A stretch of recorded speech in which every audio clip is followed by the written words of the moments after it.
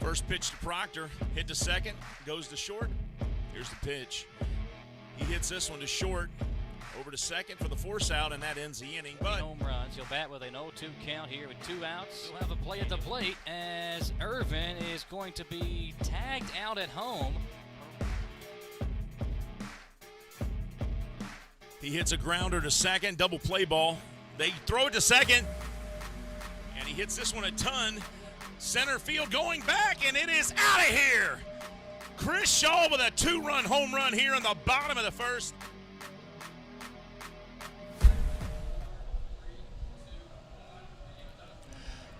Good evening, everybody. It's 85 degrees, clear and sunny, and there's just a few clouds in the sky, but nothing that's going to stop us from bringing you Kentucky Wild Health Genomes Baseball.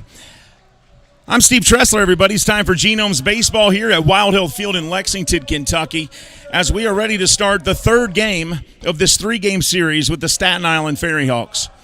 Staten Island won Game 1 of the series on Tuesday night, 9-7, and yesterday the Genomes were able to even the series 1-1 with a 4-0 win on the strength of the excellent pitching by Mr. Kellogg himself. 7 innings, 4 hits, no runs, 6 strikeouts to only 1 walk.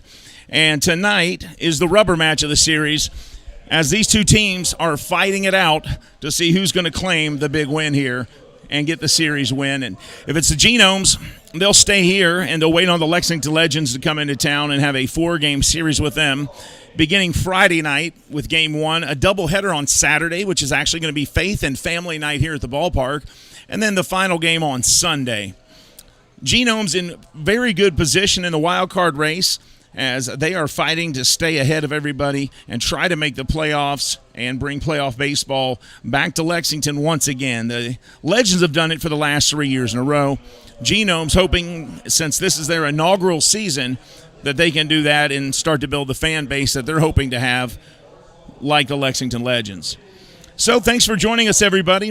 We'll have Genomes Baseball coming up in just a moment and bring you the starting lineups. This is Kentucky Wild Health Genomes Baseball on the Genomes Baseball Network.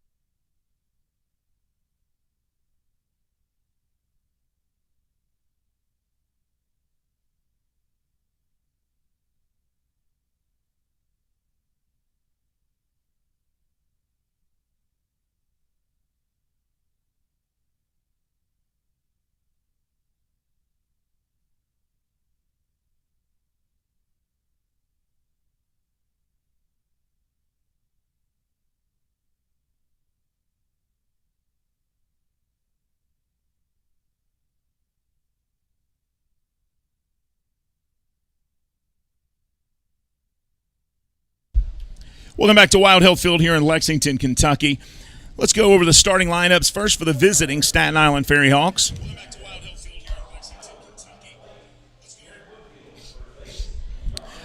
First for the visiting FerryHawks, batting first, playing left field, number 18, Antoine Duplantis. Batting second, the right fielder, number 20, Joseph Monhay. Batting third, the second baseman, number 11, Dilson Herrera. Batting fourth in the cleanup spot, the shortstop, number 9, Rusney Castillo. Batting fifth, the center fielder, number 2, Rick Cespedes. Batting sixth, catching, number 14, Justin O'Connor. Batting seventh, the first baseman, number 29, Chris Cespedes. Batting eighth, the designated hitter, number 26, Ramon Osuna. Batting ninth, playing third base, number 19, Ryan Gonzalez. And on the bump today for the Staten Island FerryHawks, number 27, Francisco Carrillo, the right-hand pitcher. And now for your home team, the Kentucky Wild Health Genomes. Batting first, the former Kentucky All-Star, the second baseman, number 9, Luke Becker. Batting second, the first baseman, number 34, Chris Shaw. Batting third, the designated hitter, number 8, the former Oakland A and American League home run champion from 2018, Chris Davis. There's Kelsey Whitmore out there at home plate exchanging lineup cards with Scrappy. Both of those ladies are the only ladies in the Atlantic League right now, so that's a pretty neat picture right there as they exchange lineup cards. Batting fourth, the right fielder, number 25, Jimmy Paredes. Batting fifth, the left fielder, number 12, Felix P.A. Batting sixth, playing center field, 00, Yuri Perez. Batting seventh, playing third base, number 4, Gavin Johns. Batting eighth and catching, number 13, Chase Below. And batting ninth, the shortstop, number 3, Clayton Melbauer. And on the bump, the former University of Kentucky star, number 14, Dustin Beggs, the right-hander, who also had a great outing his last time out. So if you're joining us on YouTube for Genomes and FerryHawks baseball, we appreciate it. Say hello to you, Colin Cropley. Thanks for tuning in. And we're going to be right back here in a couple minutes with the first pitch. And we do have a couple of things we want to say before the game starts to some special people, and we'll do that as well as we get closer to game time. But you're listening and watching Kentucky Wild Health Genomes Baseball right here on the Genomes Baseball Network.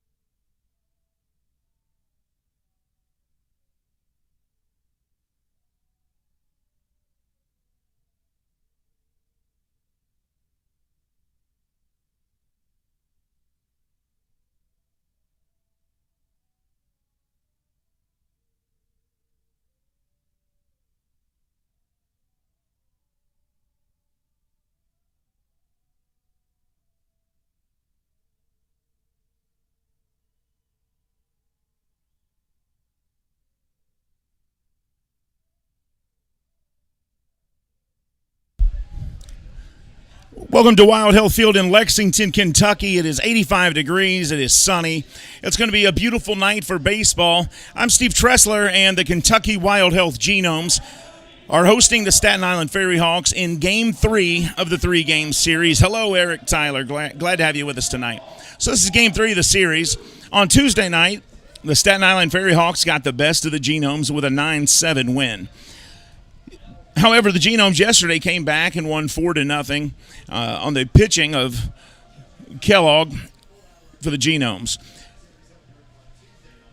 Looking over his numbers, outstanding performance by Ryan Kellogg as the lefty threw 7 innings of no-run baseball. 7 innings, 4 hits, no runs, 6 strikeouts, and 1 walk. And just an incredible performance. So congratulations to him. There's a good look at the pitcher tonight for the Genomes, the former University of Kentucky right-hander, Dustin Beggs, who in his last outing had a no-hitter through 6 1/3 innings before finally somebody got a hit on the Legends team and broke it up. But just an incredible outing by him the last time. It's good to see him on the mound tonight for the Genomes. I want to say a special shout-out tonight to a young man that passed away and left us too early. It was 8 years ago on August 24th that Brian Stevens left us and went to heaven. And just, I know what an impact he made in his short life on a number of people, especially on my wife and the people he left behind, like his father and his mother. And they're such wonderful people that I just want them to know that he may be gone, but he is certainly not forgotten. And I feel truly blessed to have met you all and to have known that he was such a special person that was in my wife's life before I met her. So, Brian, bless you, my brother, and Godspeed. This second pitch here thrown on a 1-0, hit all the way to the wall. And Duplantis turns first, heads for second, and he's going to be in there with a stand-up double. And right away, the FerryHawks trying to set the tone here against the Genomes with a lead-off double to begin the game. So he hit an 86-mile-an-hour ball there on a 1-0 pitch and made it to second base.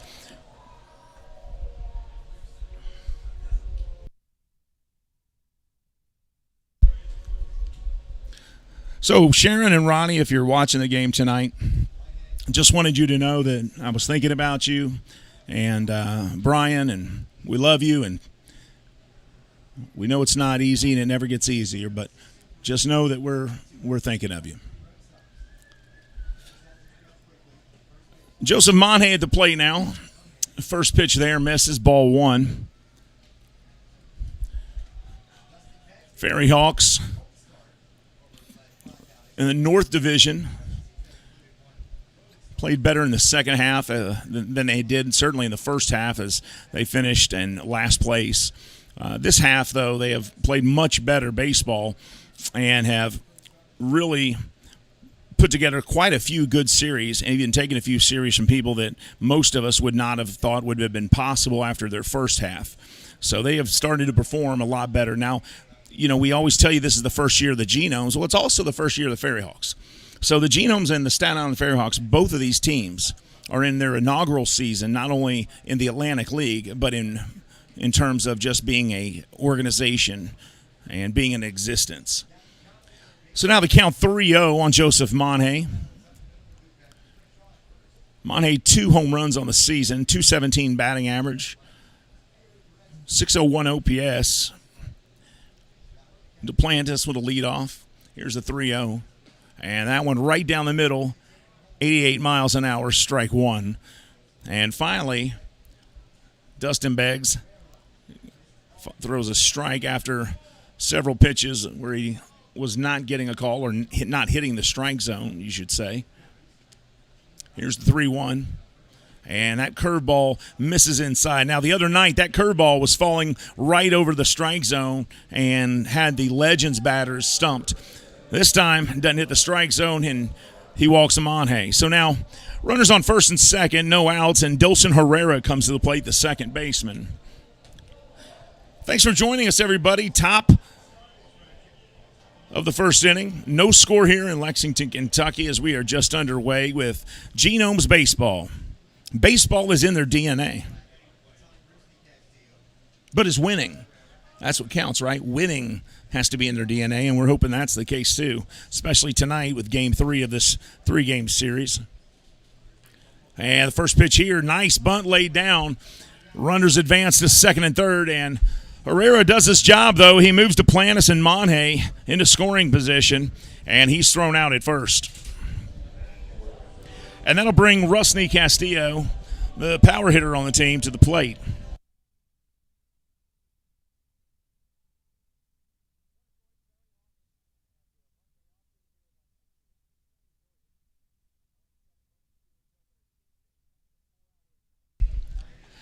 Here's Castillo, .302 batting average, 6 home runs, 45 RBIs.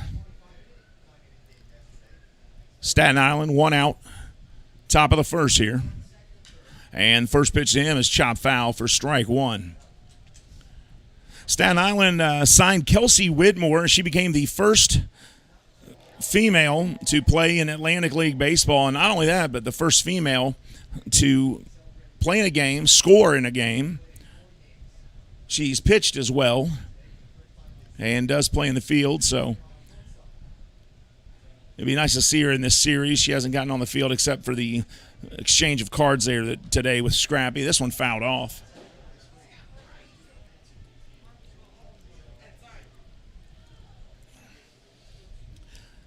And now he's in the hole 0-2 to Dustin Beggs.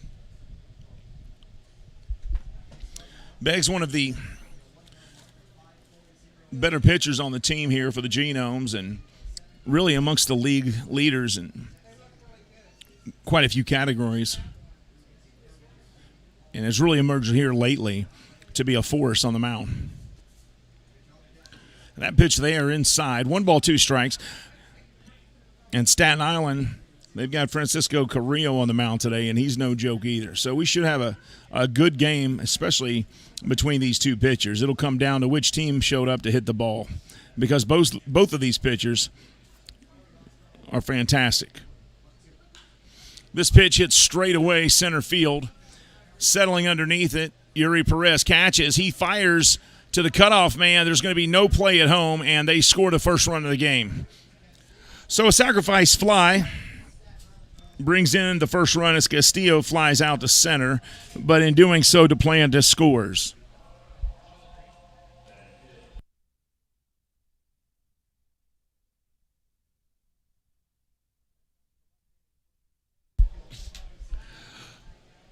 One on, 2 out, and a 1-0 lead here early as the FerryHawks strike first on Dollar Beer Night here at the ballpark. Dollar Beer, Dollar Pepsi. Grab the folks and the fam and the friends and come on down, enjoy some cold beers, some cold Pepsis, and watch baseball right here in Lexington. Pro baseball right here. First pitch outside to Cespedes. Rick Cespedes, the center fielder's cousins with the first baseman for the FerryHawks. Rick and Chris Cespedes are cousins. I said brothers, I think, but I meant cousins. First cousins. Here's the 1-0. Beggs kicks and fires, and that one misses outside. 2 balls, no strikes. 1 on, 2 outs. We've got a new technical director tonight, Kyle Cooper. I want to welcome Kyle Cooper to the team, and he's already doing a great job back there. Good job, Kyle. There's a lot to learn, and he's done it pretty fast. Here's the 2-0 pitch, low in the dirt, and now 3-0 to Cespedes. Cespedes batting .293, 4 home runs and 31 RBIs.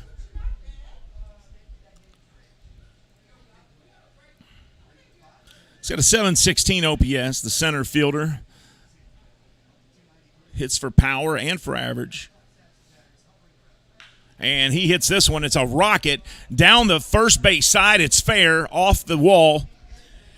Grabbing it as Paredes throws it in. Another run scores, and he's got a stand-up double easily. And it's a 2-0 FerryHawks lead here in the early going.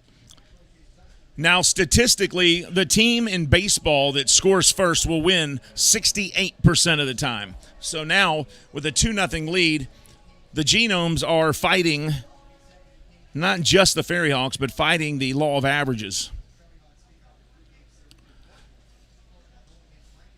2-0, 2 outs, runner on second. And here's Justin O'Connor, the catcher.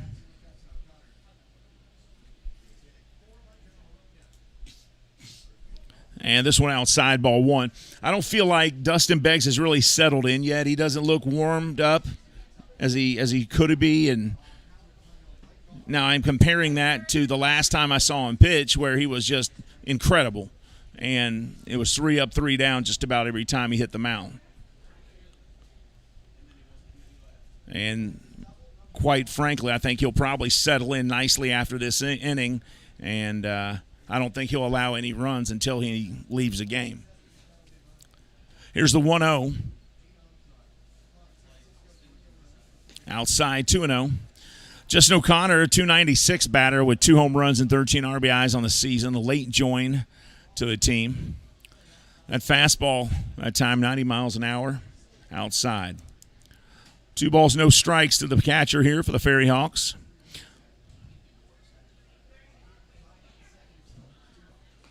And that one right across the plate at 89 miles an hour, strike 1.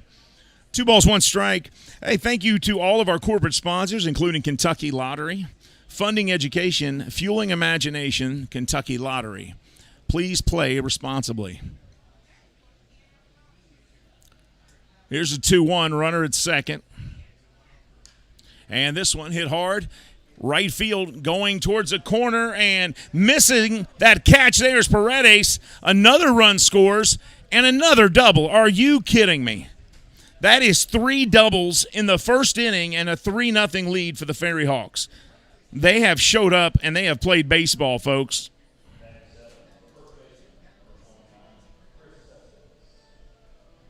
I don't think I've ever seen a start like this for Dustin.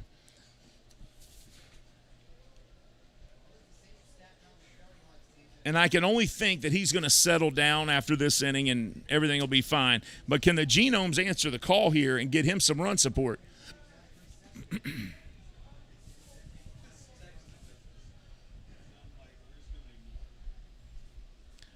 1 ball, no strikes.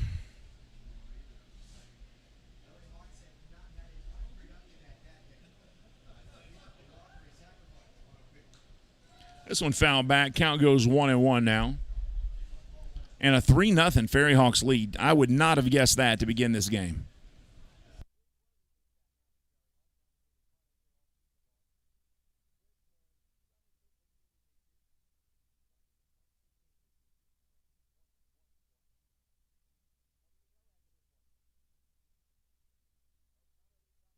Here's the 1-1. This one popped up. Sailing right field, and it bounces fair, and nobody gets it. Unbelievable. Are you kidding me? Not a good start. That is the 3rd double in a row. And it is a 4-0 FerryHawks lead here. And there was several missed opportunities to end this inning already.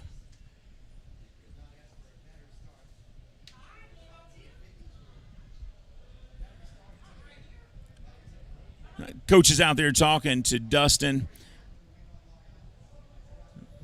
telling them to settle down, no movement back in the bullpen, so they're going to stay with him, but telling them, hey, let's get out of this inning. Let's get something going of our own here. We've given them a 4-0 head start.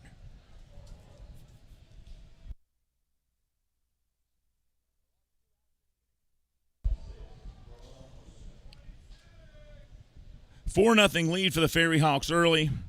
It could not have begun better for the FerryHawks and worse for the Genomes.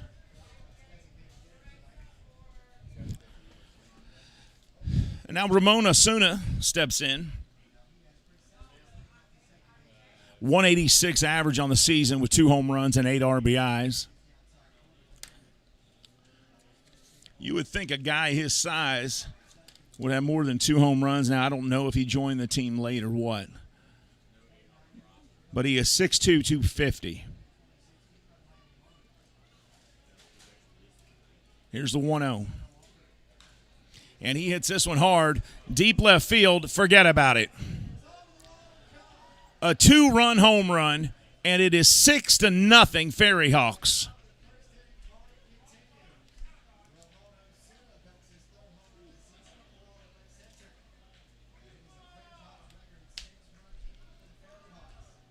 If you would have told me before the game started that Dustin Beggs would give up 6 runs in the first, I would have said you're crazy.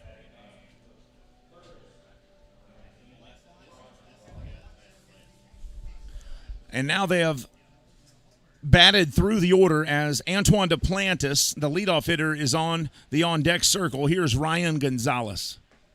And the first pitch in there, strike 1. The Genomes moniker is baseball is in our DNA. We'll find out after this inning because they have a lot of work to do. That one inside, ball 1. And here's me saying publicly, I hope they do it. I would love to see them put 7 runs up in the first at the bottom of the inning and take the lead back. That one found out of play. 1 ball, 2 strikes.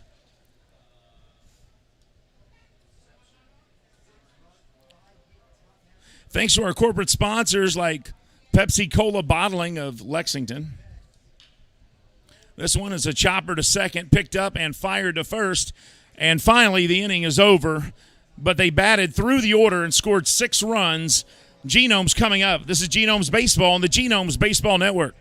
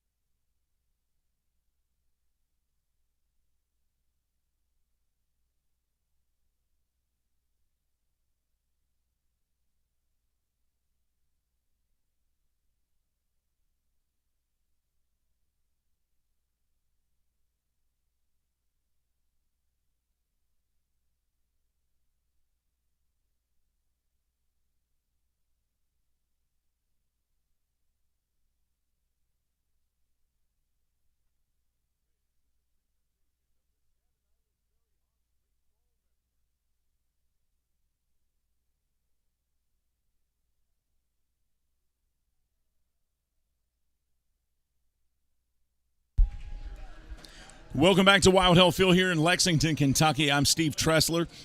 Genomes in a big hole here early as they were blindsided by a Staten Island offensive fury in the top of the first.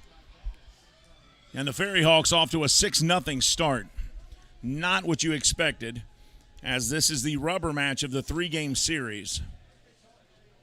And the first pitch here from Francisco Carrillo, the right-hander, missing. Ball 1. Luke Becker steps in, 293 average for Becker, 18 home runs and 75 RBIs. Those are gaudy numbers for the former University of Kentucky star. Shows bunt, pulls back, and it's 2-0.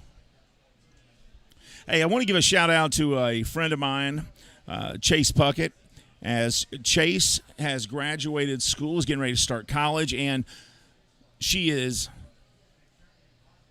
very happy to do that, but she's in a quandary. That one's strike one, as she misses her boyfriend, Logan Richmond, who is off and joining the Army and is in boot camp.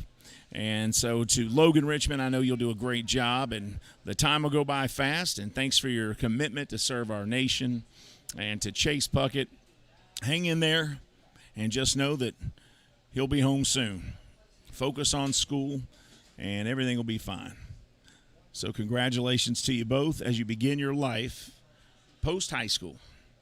Here's the 3-1, and that one missing inside, ball 4. So Luke Becker gets on base, and Chris Shaw will come to the plate.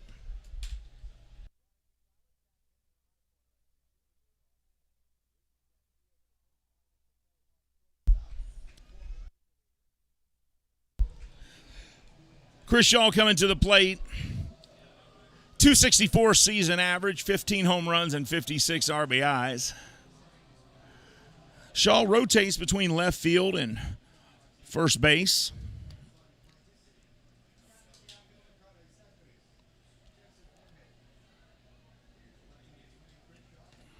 First pitch to Shaw. Swing and a miss there, strike one.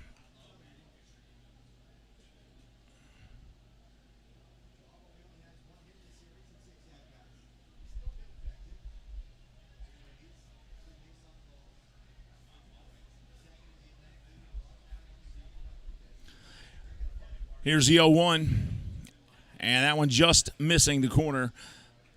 1 ball, 1 strike now to Chris. The Boston College Eagle. Played his college baseball in Boston and was drafted, made his way to the San Francisco Giants. Played some ball in the major leagues. That pitch in there, strike 2 to Shaw. 1 ball, 2 strikes. Becker at first. No outs. Bottom of the first here. Staten Island came out blazing. Last game of their 9-game series is tonight, and they head back to New York as soon as this game is over. And they came out firing. And Shaw hits this one hard into the gap. It'll drop down there in front of the zone, bounce off the wall, and they're saying ground rule doubles. It hit the pole above the Benjamin Moore sign. And they'll hold up Becker at third, and Shaw will get a double out of it. But a nice job by the first baseman as he hits one into the gap there. And now here's the former American League home run champion, Chris Davis. 2018, he hit 48 dingers. And so far here, he's hit 14 home runs in just over 27 games. So it is time for him to shine here, because that would chop this lead in half if he could send one out of here and get things going for the Genomes. First pitch curveball, strike 1, 78 miles an hour from Carrillo.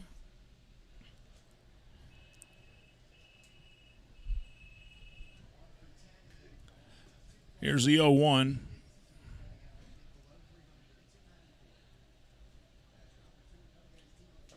Swing and a miss by Davis there.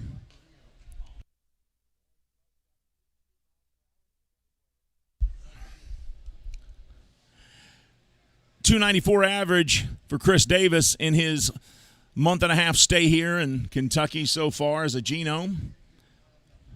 He has produced. You can't say he has not. 14 home runs and 36 RBIs in a month and a half. And this one hits straight up into the air, and it's going to be a foul ball. A lot of college students have come out tonight for dollar beer night, and why wouldn't they?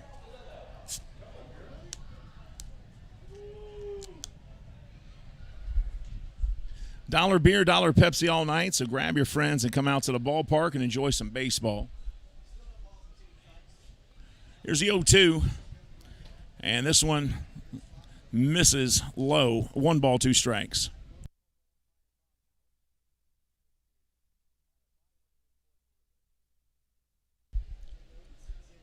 Jimmy Paredes on deck. 2 on, nobody out for the Genomes here, bottom of the first. Here's the 1-2 outside, 2 balls, 2 strikes. Tried to get Davis to swing on something out of the zone there, and Davis was not fooled.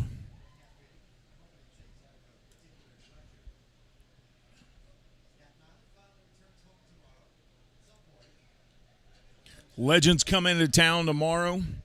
They return home from their road trip and take on the Genomes for 4 games over the weekend. And this one hit by Davis, and it's going to sail foul and out of play, so the count stays 2 balls, 2 strikes.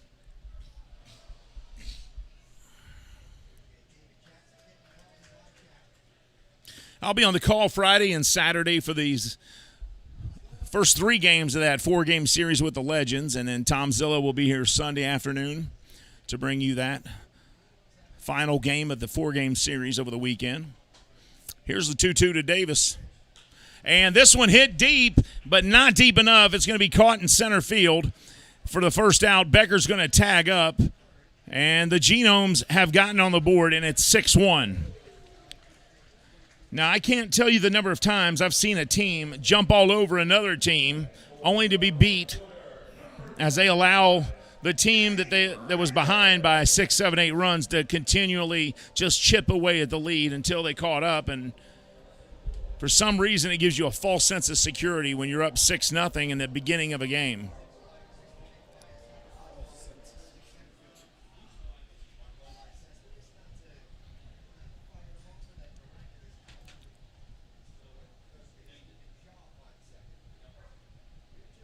One out, Jimmy Paredes at the plate.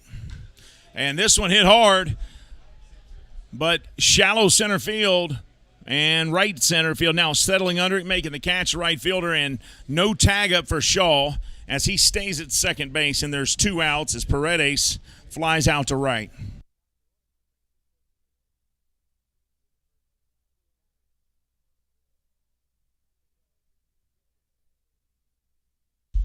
And now the former major leaguer for the Cubs and Orioles, Felix P.A., steps in. P.A. spelled P-I-E.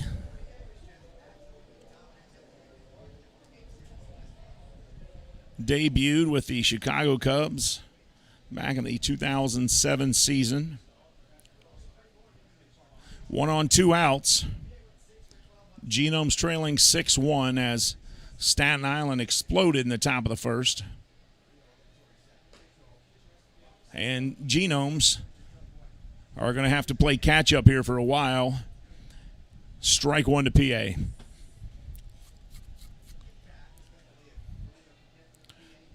Chris Shaw doubled, brought in Luke Becker. That's where the run came from.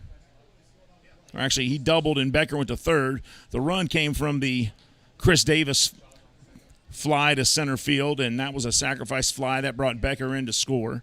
And that's where we stand here, 6-1. Felix P.A., 251 batting average, 9 home runs. Went on the inactive list for a while, and now he's back. Here's the 1-1. And inside, Carrillo just missed getting him there.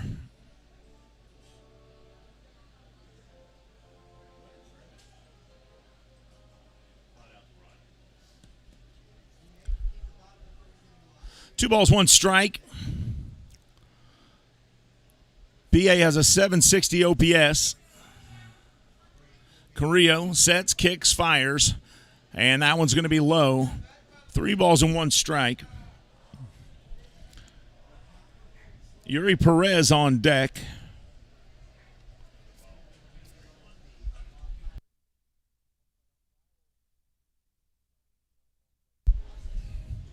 And I'm not sure. I think the trainer is out there talking to the catcher. I wonder if that's his hand, his catching hand, or maybe he got hit in the groin there maybe because he's up and walking, maybe just trying to get his breath. That's the worst.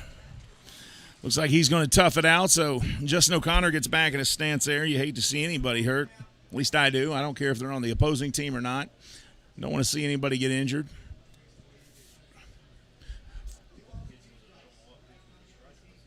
I thought it was 3-1, but it's been changed to 2-2 there. PA hits this one foul. 2 balls, 2 strikes. Is it not 3-2 now? He said 2-2. He said 2-2. He said Richard Nixon. I don't know which pitch was a strike before that foul ball. I just love that last pitch.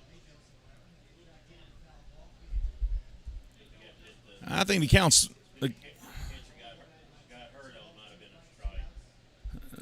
That was he called a ball on that one, I thought. Here's a payoff. And that should be the walk right there. And it's not. So it's 4-2.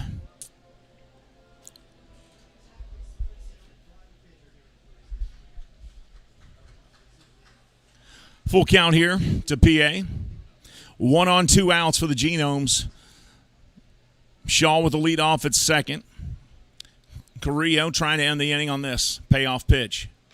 And PA chops this one to third. Third baseman grabs it, fires to first. Did they get him? They did, and that'll end the inning. But the Genomes get on the board, 1 run, 1 hit. We'll be back with more Genomes baseball. It's 6-1. We'll be back with more Genomes baseball right after this.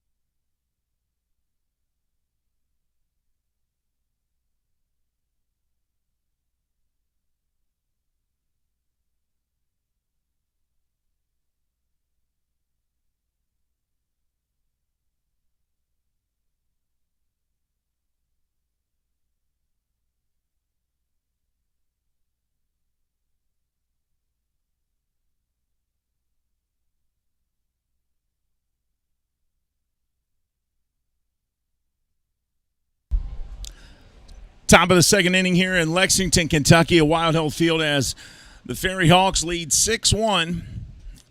And hopefully Dustin Beggs is settled, and we'll see him throw a lot better here as he struggled there in the first inning. Or did he? I mean, he may have been throwing fine, but maybe the players for the FerryHawks just were playing stellar ball. This ball, chopper hit straight over to first, and there's 1 out. So that's a good sign right there. As Chris Shaw grabs the ground ball and touches the bag, and 1 up, 1 down. To a guy who hit a double the last time he was at the plate, that's progress. And now Joseph Mahe, who was walked his first time up, comes back up to the plate.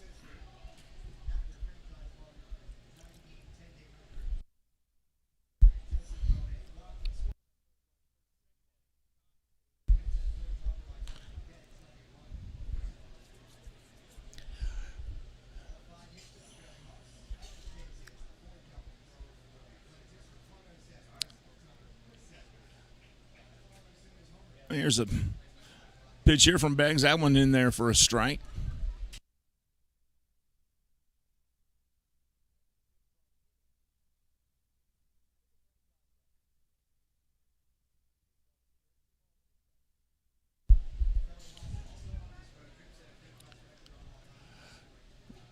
1-2 here to Joseph Monhay. Monhay batting .217, 2 home runs. This pitch outside.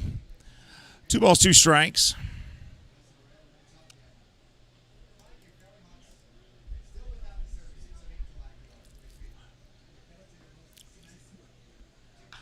And that one, chopped foul. Count stays 2-2. Hey, how about that little guy getting him a foul ball? There you go. That's what happens when you leave the door open. And now they're telling him to shut the door. Look at that. Top of the second inning. 2-2, 1 out. And that one upstairs. And now the count's full 3-2.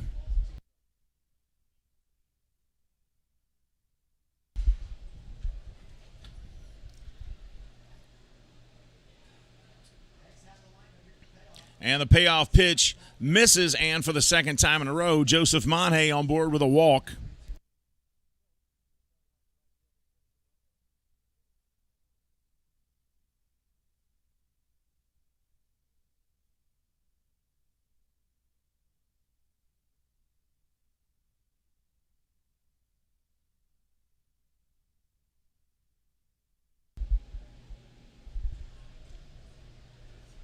And here we go.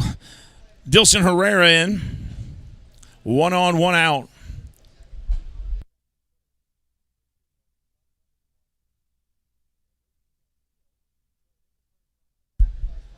First pitch in there, strike 1.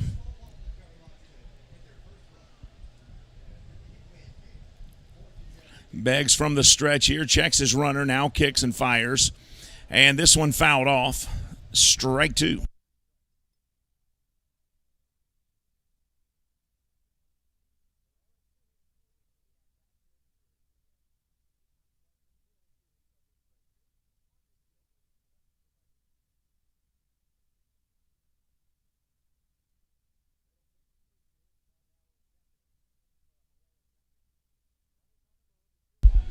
And this one ripped into left field, an 0-2 pitch, and he's going to get 2 bags at least on that one. A runner's going to come in to score, and the FerryHawks now with a 7-1 lead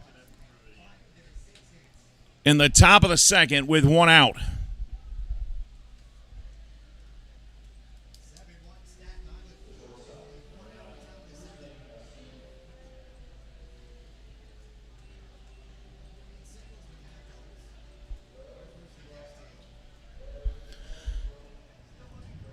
And Rusney Castillo comes back up. He flew out to center field his first time up.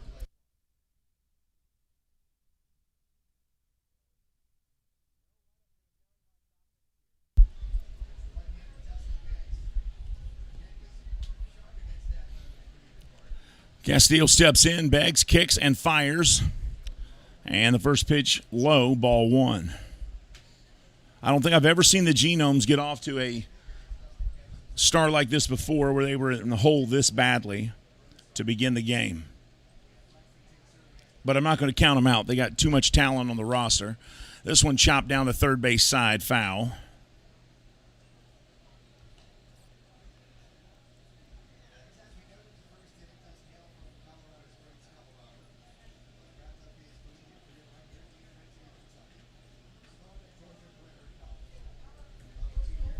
One ball, 1 strike, 1 out, 1 on.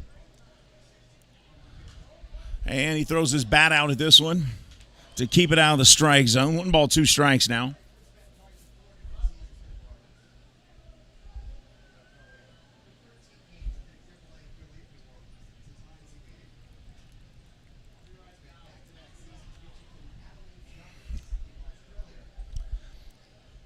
Here's the 1-2 from Beggs.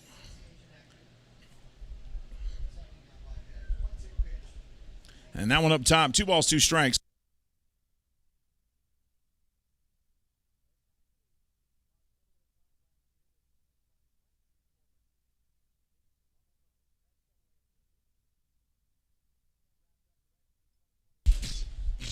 Here's the 2-2, and this is a chopper to second. Picked up, fired to first. The runner advances to third, but they do get out number 2 there. So Castillo grounds out, and Rick Cespedes will come back up for his second trip to the plate. He doubled to right his first time up.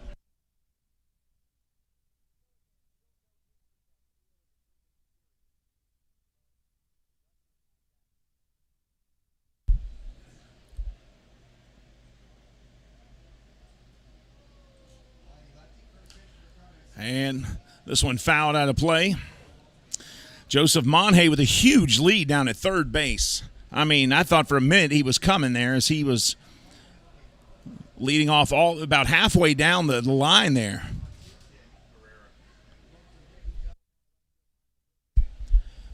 I said Monhay, I should have said Herrera. And this one gets away from Chase, and he keeps his eye on Herrera there.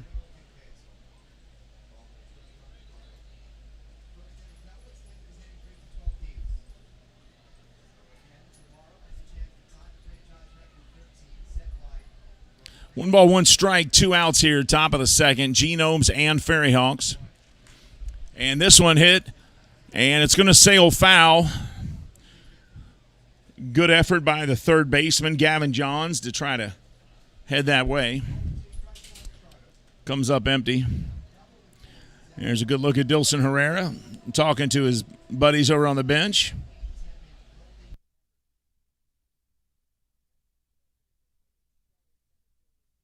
Justin O'Connor on deck. One ball, two strikes here to Cespedes. Runner at third, two outs, top of the second. And this one is going to be chopped foul as well. This one goes back towards the FerryHawks. Herrera's actually talking to one of the Genomes players there at third base when he looked over, because the Genomes, even on their home games, use the third base side dugout. They don't use the typical first base side home dugout. They have left that one for the Legends. And this 1-2 pitch hits straight up to center field, drops in for a base hit. Another run scores, and it is 8-1 FerryHawks.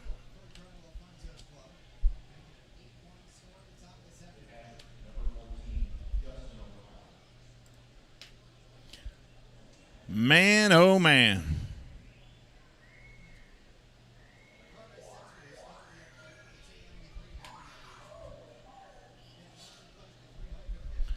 Eight to 1 FerryHawks, top of the second, two outs. Runner at first.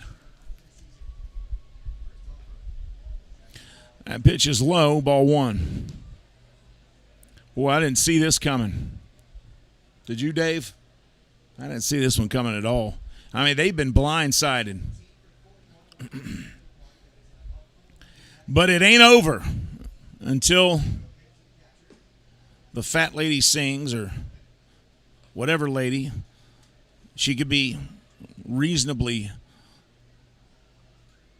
plump. I think it's politically incorrect to say until the fat lady sings now, so I'm going to retire that one. That one misses. 3 balls, no strikes now to the catcher, Justin O'Connor.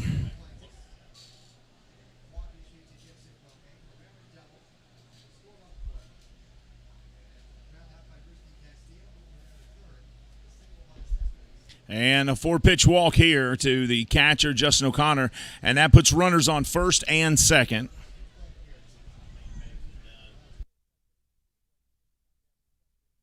And that's about all that Mark Minikazi wants to watch. Tough outing for Dustin. And he will be done. We'll take a break, let them switch out pitchers, and we'll be back. This is Kentucky Wild Health Genomes Baseball on the Genomes Baseball Network. Keep your head up, Dustin.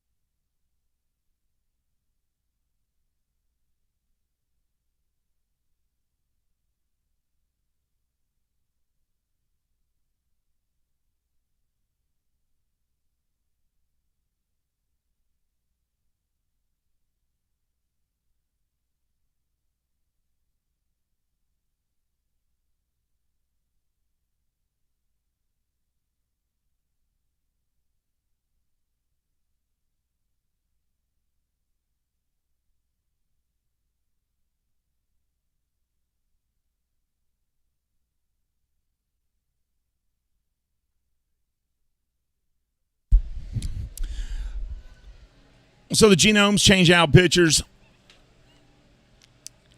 We don't have an official name and number, but apparently that might be Bruce Bell for the Genomes out there on the bump.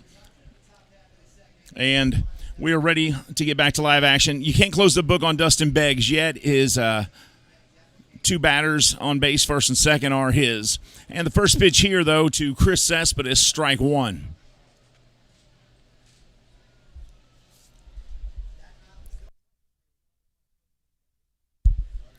Two on, two outs, 0-1 now to Cespedes. Top of the second, it's been all FerryHawks.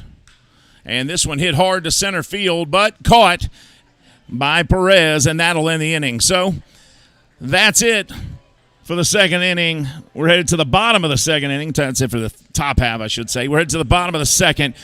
Genomes trailing 8-1. We'll be back with Genomes baseball right after this.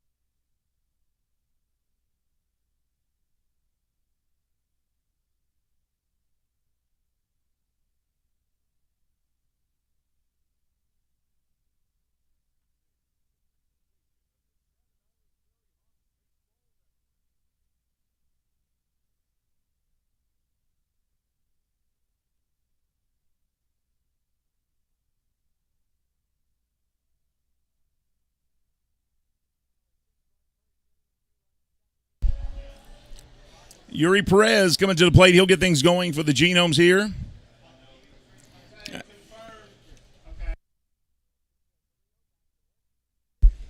Yuri Perez. First pitch to him. .393 batting average. No home runs, 4 RBIs. OPS right around 1,000 for Perez. A late signee for the Genomes. That pitch upstairs, 2-0 the count. Center fielder. Limited action, but has played well when he has been in there. Genomes in the hole big here, 8-1. Completely caught me off guard. I had absolutely no thoughts of the FerryHawks coming in here and leading 8-1 to begin this game. Not even an inkling of the thought. And that pitch is in there for a strike, 2-1. And I think I speak for just about everybody up here in the press box when I say that where we didn't think they would jump out to a lead like this, we also don't think it's over. Because the Genomes have got some very powerful bats in that order, in that lineup. And they can put some runs on the board. They put over 20 runs on the board against the Legends. Matter of fact, I think the last time Dustin Beggs pitched He was up 18-0 after 6. That pitch is in there for a strike, and now they count full 3-2. Yesterday's finals, Lancaster, a 7-6 winner on Long Island. High Point down the Legends 5-4. Gastonia 11-2 over the Dirty Birds. This one, a rocket foul by Perez. Count stays full. And York beat South Maryland 3-2. Genomes won yesterday 4-0. They are 22-21 right now in the second half. Staten Island just a couple games behind them at 20-24. Here's the payoff, and Perez hits this one to right field. A sliding attempt to make the catch and not able to do it is the right fielder Monje, and a stand-up double for Yuri Perez, and that begins the second inning. And that is what they need to get things going.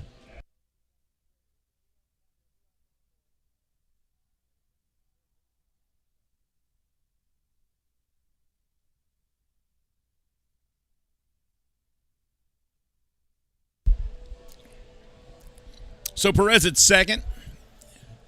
Gavin Johns coming to the plate, the third baseman. He is one of these guys that seems to improve every time he plays.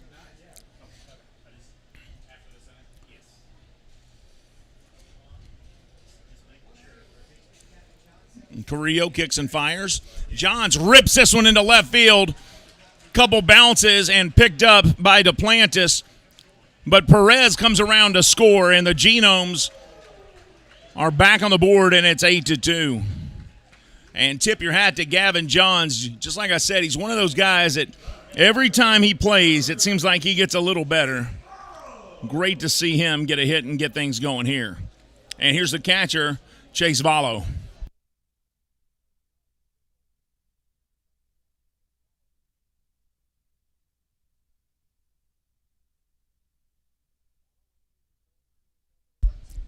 Runner at first, no outs here, 8-2 score. Chase Vallo at the plate. First pitch outside, ball one.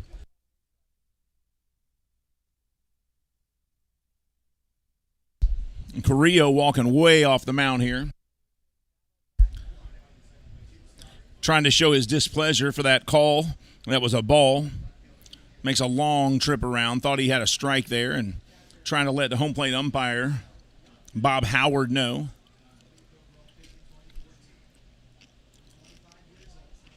Now Chase steps out to let him know, hey, I can play the waiting game too. Here's the 1-0. And that one fouled back. 1 ball, 1 strike.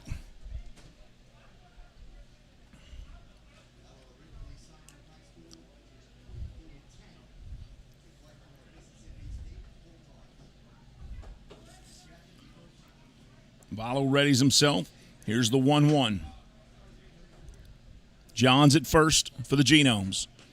That pitch misses the outside corner. 2 balls, 1 strike.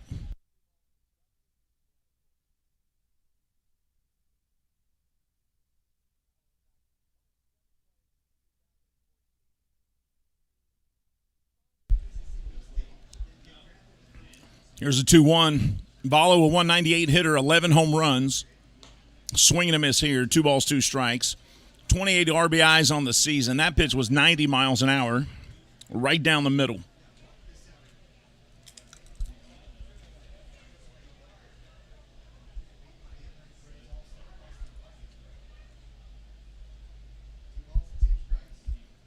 Here's a 2-2. Inside, full count now. Beautiful night for baseball here in Central Kentucky. Game is almost 1 hour in, and we're not out of the second inning yet.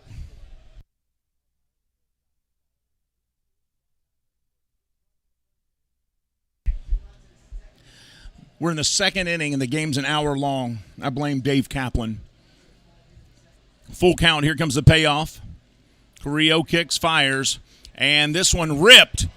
Left field, fair ball, and around comes Gavin Johns from first base. He's going to score. And a stand-up double RBI for Chase Vallo. And with no outs, It's now an 8-3 game, and the Genomes proving that you're not out of it just because you're down. And like I said, this team has got a lot of hitters. They got a lot of good bat power in that dugout, and you can bet that they're going to fight through the rest of this game because there's no quit in the Genomes team. Now a little meeting at the mound between all the players and pitching coach out there.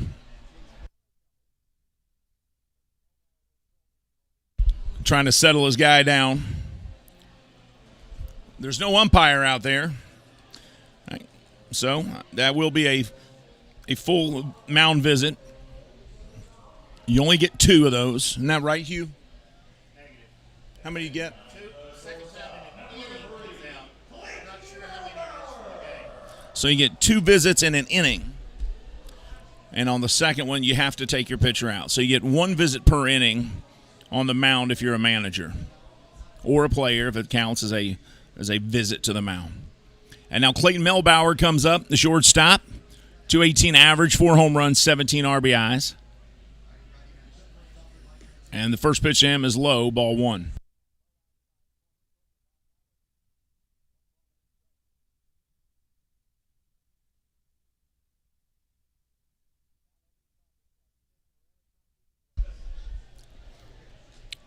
This one fouled back by Melbauer. 1 ball, 1 strike. It was a 90-mile-an-hour fastball. I mean, just beautiful out here tonight. Big crowd of fans over here on the first base side. Looks like a lot of college kids have made their way out here for dollar beer night, dollar Pepsi night. This one fouled out of play by Melbauer. 1 ball, 2 strikes. Francisco Carrillo, there's a good look at him. And there's a good look at Clayton Melbauer, the shortstop. 1-2. And this one hit right up the middle by Melbauer. And they're going to hold up Velo at third. I thought he had enough time to come on in. And why not? I mean, there's no outs. Send him, put the pressure on the defense. But that's all right. I like it. I like we're hitting the ball, and I think the Genomes are well on their way to getting back into this thing and in a hurry. And now the top of the order with Luke Becker coming up.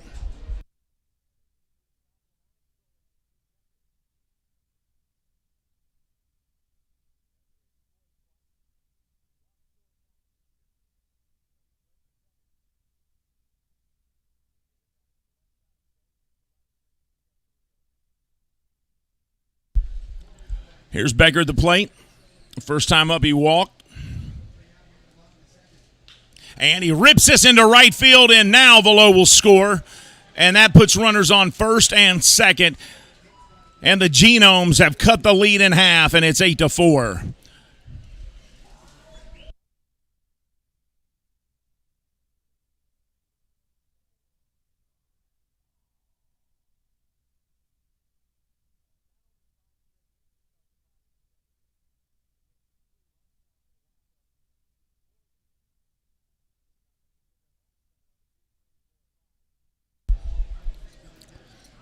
And now the first baseman steps in, Chris Shaw. Good time for him to hit number 16 right here. First pitch in there, strike 1, 15 home runs and 56 RBIs. That pitch 91 miles an hour.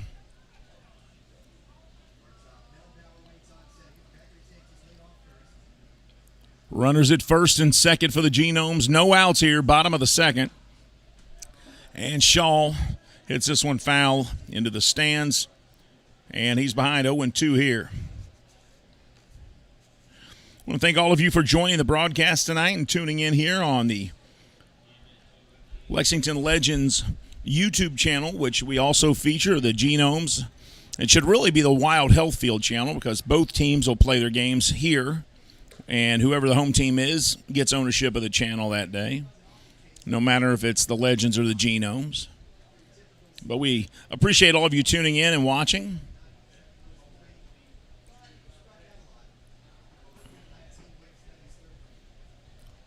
Genomes were down 8-1 when the inning started. And still no outs, and they put 3 on the board. They've got 2 on base.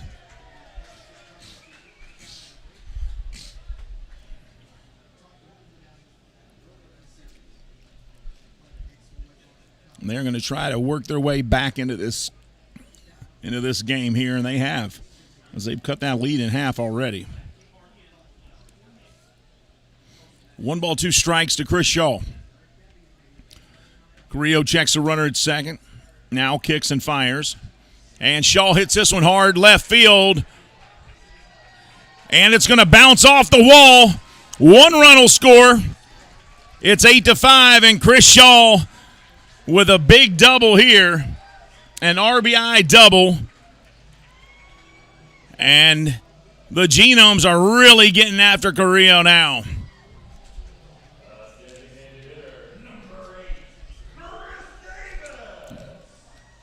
You see, that ball was close to getting out of here. But Melbauer comes around to score. Luke Becker on third and Shaw at second. And here's American League home run champion Chris Davis. He represents the tying run, if you can believe it.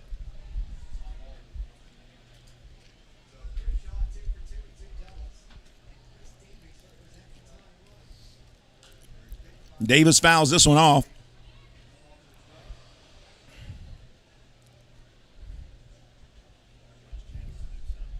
This would be a great opportunity for Davis to tie this game up.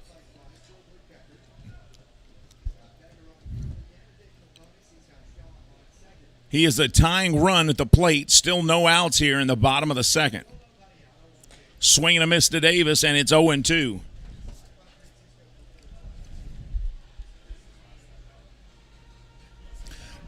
That was the second double of the game for Chris Shaw. He's been up to bat twice and has doubled twice.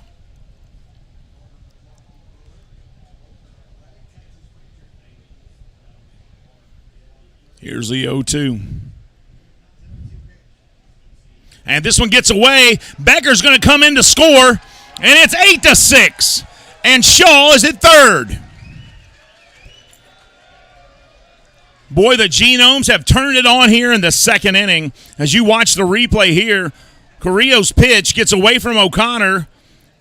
Becker comes in, slides.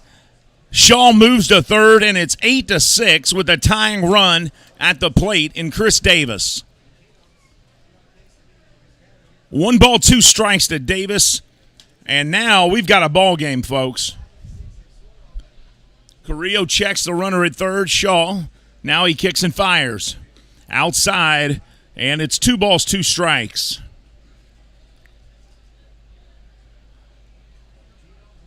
You cannot count the Genomes out because they will fight back. This team is dangerous at the plate. They put up 18 runs in 6 innings last week. Here's the 2-2. Big hit, deep left field. See you later. And we are tied 8-8. Are you kidding me? Wow. What a comeback by the Kentucky Wild Health Genomes.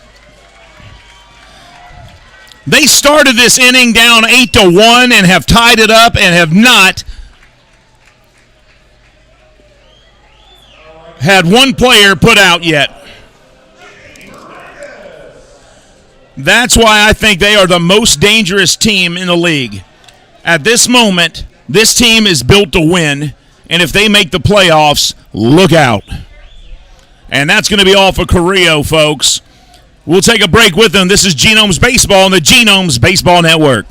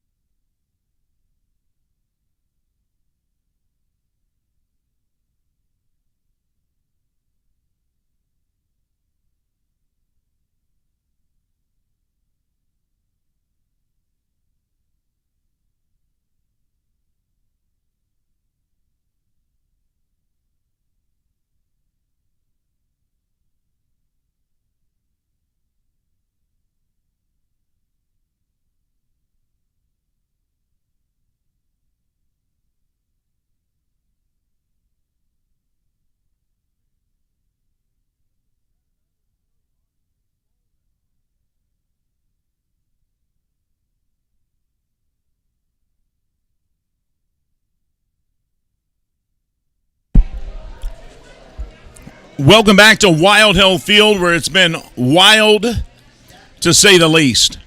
We are at 8-8 in the second inning. Eric Marinez on the mound. And here's Jimmy Paredes stepping in. If you're just tuning in, I don't have enough breath to begin to tell you what all you've missed.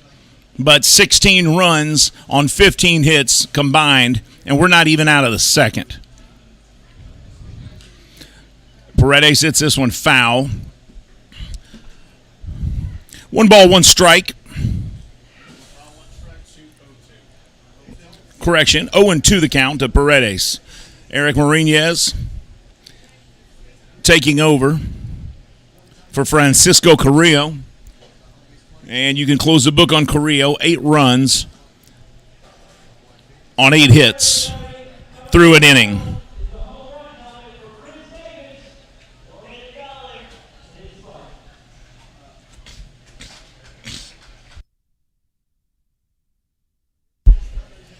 Here's the 1-2. Paredes, the switch hitter. And he chops this one to first off his foot. And that's got to hurt. I mean, that ball moved off his foot fast, too, so he hit that one hard. He's going to walk that off.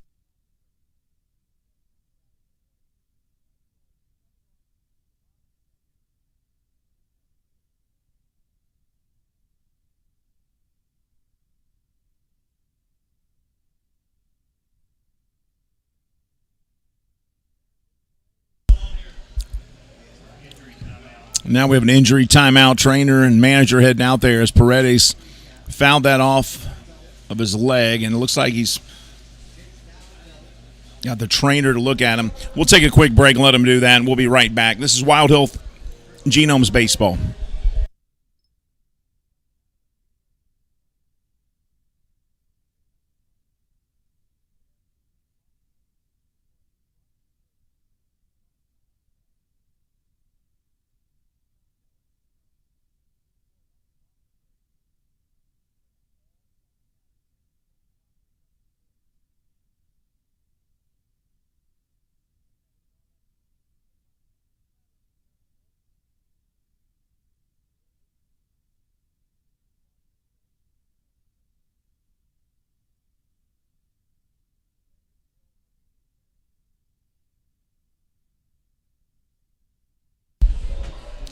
So Jimmy Paredes saying, no, I'm going to stay in the game, guys. They check on him. He says, I'm staying in. He flew out to right field his first time up. He hits this one hard. Deep right field. Going back. Over the Pepsi party deck. And back-to-back home runs for your Genomes. I tell you what, whatever's hurting on him now is not hurting anymore. As number 25 sends that ball 25 feet over the Pepsi party deck. And now the Genomes have a 9-8 lead after being down in the first inning, 6-0, starting this inning down 8-1. And I'm afraid all the FerryHawks did was wake up a sleeping giant. And now Felix P.A. comes to the plate. Home runs are contagious. Is Felix P.A. going to catch the fever? Because he certainly has the power.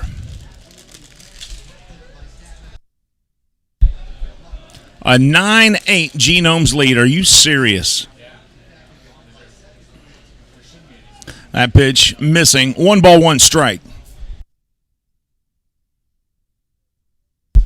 I'll be the first to admit, when they were down 8-1, I thought they would come back, but I didn't think they would come back like this in 1 inning and still no outs. That ball inside. 2 balls, 1 strike.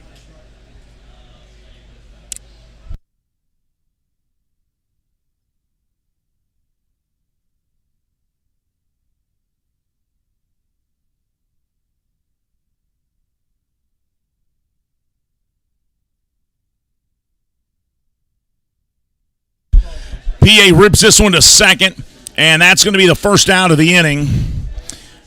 as he will ground out to the second baseman. But my goodness, what a run here by the Genomes. Herrera throws to Cespedes, and that's out number 1. They put up, the Genomes have put up 8 runs here in the second inning before they even got an out. My goodness. Both starting pitchers gave up 8 runs. Both starting pitchers gave up 8 earned runs, so Carrillo and Beggs. And that makes for a wild night. Neither one of them had a strikeout as well. Very unlikely for Beggs to do that. That one in there for a strike. And here I thought we were going to have a pitcher's duel tonight. And they're playing a game of who can score the most runs now. 17 runs through an inning and a half so far. And this one hit high under the sky, right field. Coming up, Monhay, and he makes the catch, and that's out number 2. So plenty of fireworks, but they are slowing down now as Perez flies out to right field, and there's 2 down.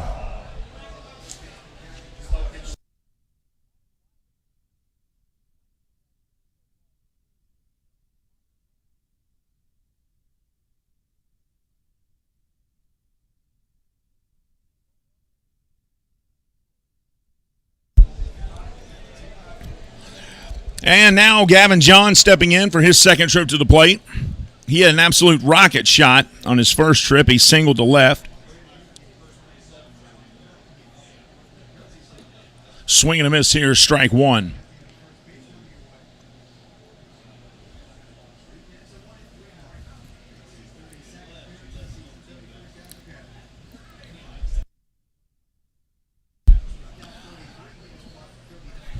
Two outs here, bottom of the second, but man, oh man, have the Genomes been on fire since this inning started.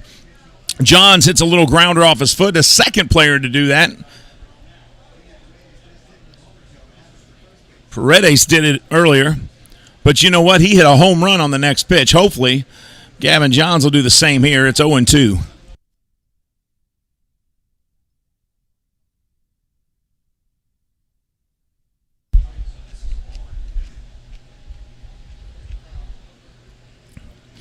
No balls, 2 strikes here to Gavin Johns, a third baseman. He singled his first time up. 293 average, 18 RBIs. And that one hit him as the fastball was inside at 92 miles an hour, and that plucked Johns, and he runs it off and heads to first.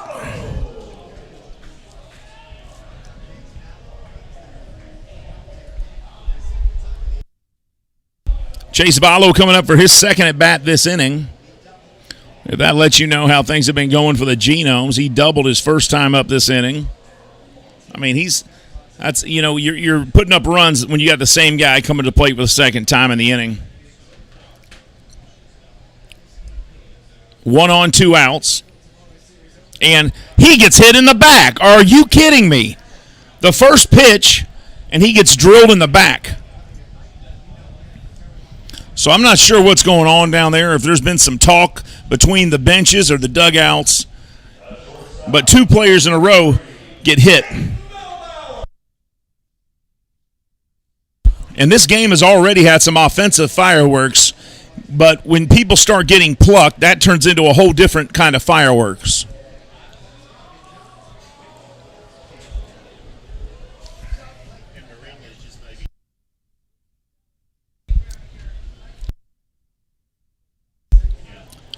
So Mourinez, 2 pitches in a row, plucks 2 batters, and Clayton Melbauer steps up.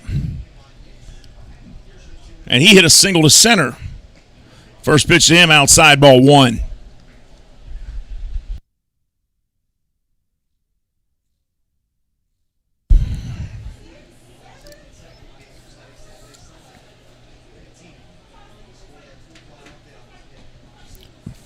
That one hits the outside corner, 1 ball, 1 strike.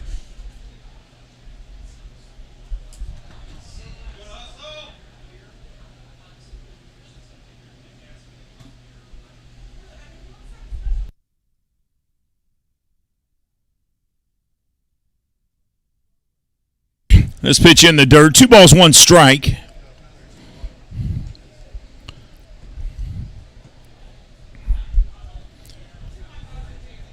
Genomes somehow, some way, made it all the way back to lead in this game before the start of the third. Are you kidding me? That ball not in there, and a throw down to second, trying to get Johns, and they don't.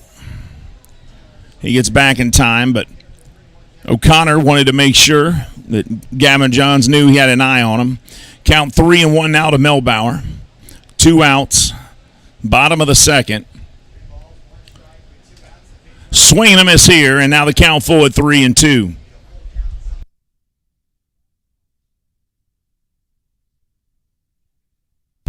What a wild game we've had here so far. And we are an hour and 20 minutes in and still in the second inning.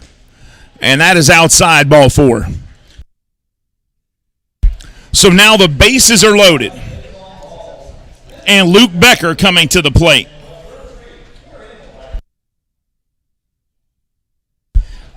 You got the bases loaded for the guy on the team with the most home runs and the most RBIs. And Luke Becker is a dangerous hitter who can deliver, especially when runners are in scoring position.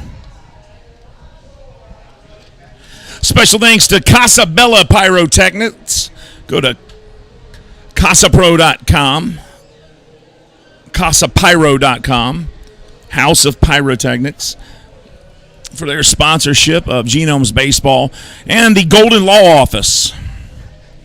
Now a little mound meeting with the players here.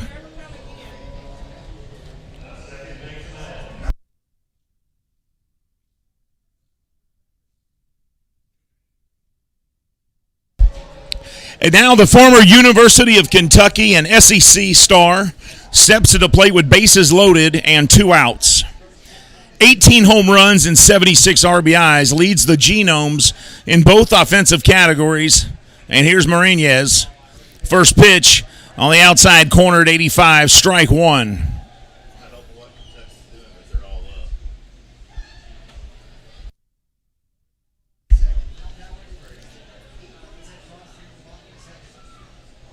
And that pitch is inside, almost hit him. 1 ball, 1 strike.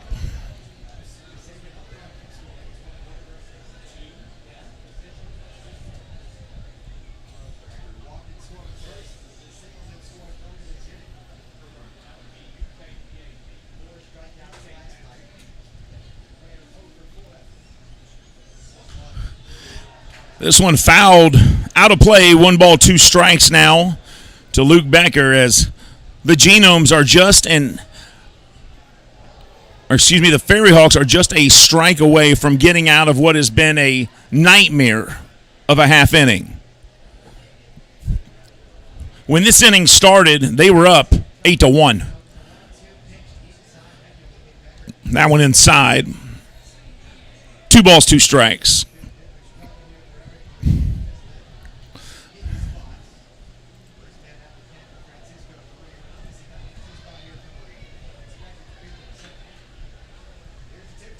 And this one chopped over the second. And they're going to miss it at second base. It's chopped over the pitcher's head. And the shortstop actually came across to grab it, Castillo, but couldn't hold on to it. And Gavin Johns will score, and the base is still loaded. And it is a 10-8 Genomes lead. My goodness. So officially E6 there.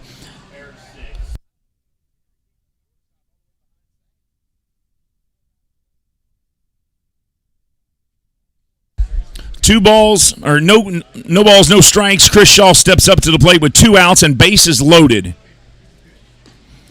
First pitch, fastball at 93, strike 1. Now, you're not going to throw a fastball that Shaw cannot catch up to. I watched him hit a 97-mile-an-hour pitch, 450 feet. That pitch upstairs, 1 ball, 1 strike. Back-to-back fastballs, 93 and 92 from Eric Mariñez. 1 ball, 1 strike. Bases loaded. Genomes 10-8 lead. That one inside. 2 balls, 1 strike. And now you got to think that Eric Marinez is a little rattled. He steps off the mound here. He's trying to regroup himself, as he had no idea he'd be in this position with bases loaded. He's already given up 2 runs after coming in to relieve Carrillo, and now he's given up 2 runs, and he's got the bases loaded jam here for himself, and Shaw's going to call timeout.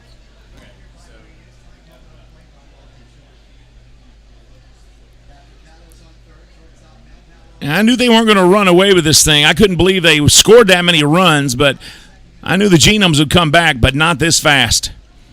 That one outside, and now it's 3-1, and Carrillo is in danger of walking in a run here, which would,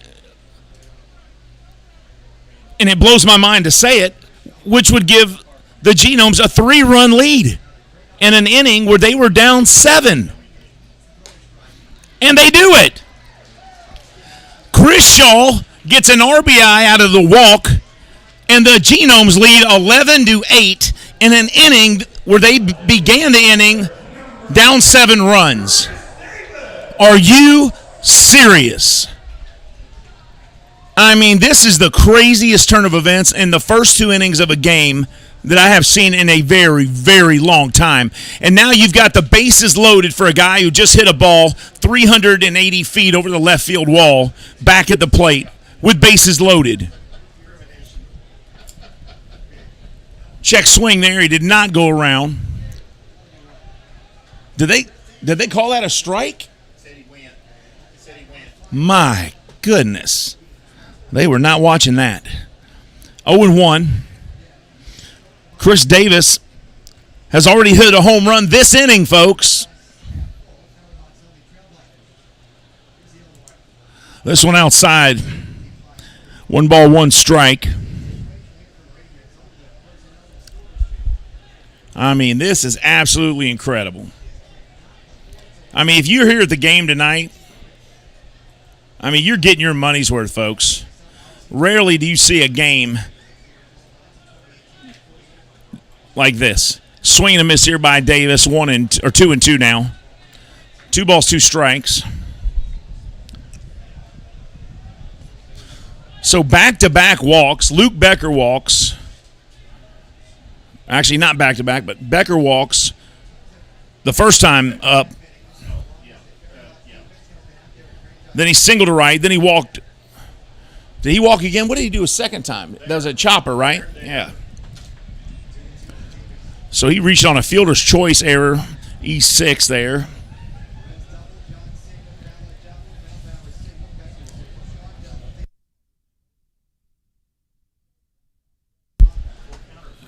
Three-two payoff pitch. Swing and a miss, and they get out of the inning. Genomes leave 3 stranded, but you know what? We're going to cut them slack on that. They scored 10 runs in the bottom of the second and have somehow taken an 11-8 to lead. Are you kidding me? What an inning that was. Folks, we'll be right back with more Genomes baseball right here on the Genomes Baseball Network.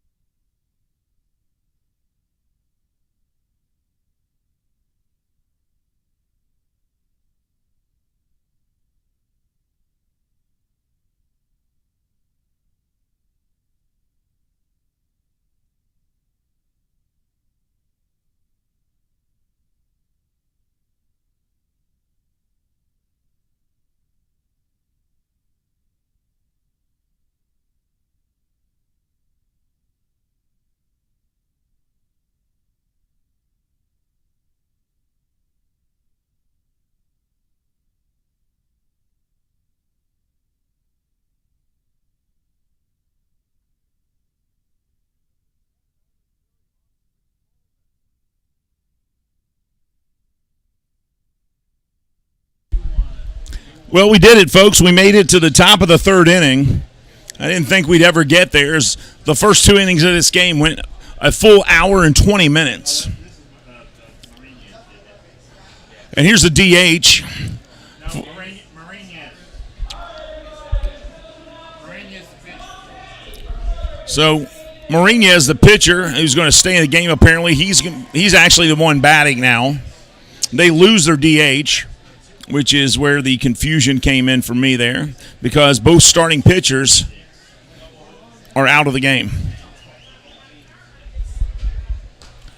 And that's Bruce Bell on the mound for the Genomes.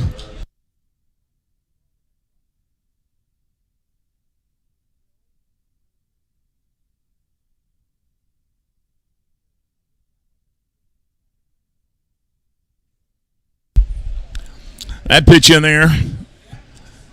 And it's 2 balls, 2 strikes to Eric Mourinez from his counterpart, Bruce Bell. And that one hits the outside corner. And now it's 2-2. You'll have to forgive me there. We're trying to figure out some details here on the scoring. And so now it's 2 balls, 2 strikes to Mourinez, who really is not a bad hitter. I mean, he bats .250 on the season. It sometimes plays in the field in positions. So he's not afraid to come up to the plate, and he certainly has more swings that most pitchers do. Top of the third, and somehow the Genomes with an 11-8 lead after trailing 8-1 to begin the second, went on a 10-run scoring tear to take the lead.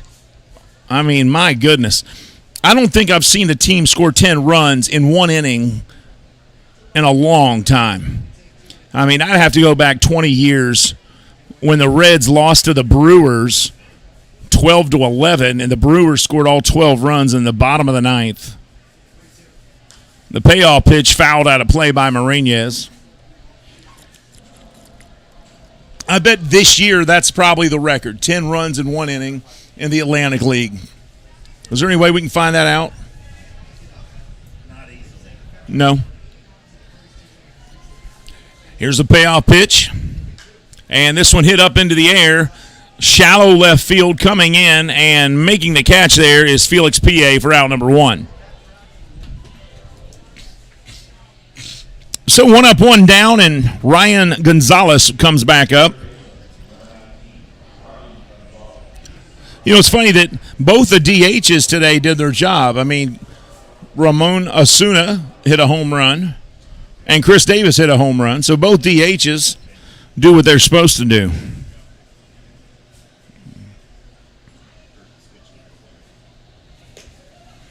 And the first pitch there, ball 1 to Ryan Gonzalez. He grounded to second his first time up.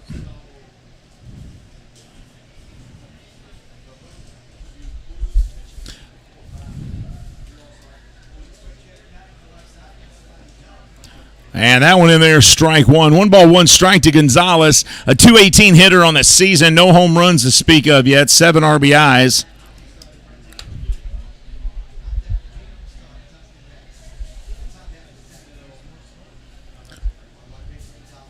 And this one, smack down the third base side. It's a fair ball. And PA having trouble grabbing it and finally gets it in. And a stand-up double for Gonzalez. Becker makes the catch down there at second base. And a one-out double here in the top of the third for Ryan Gonzalez.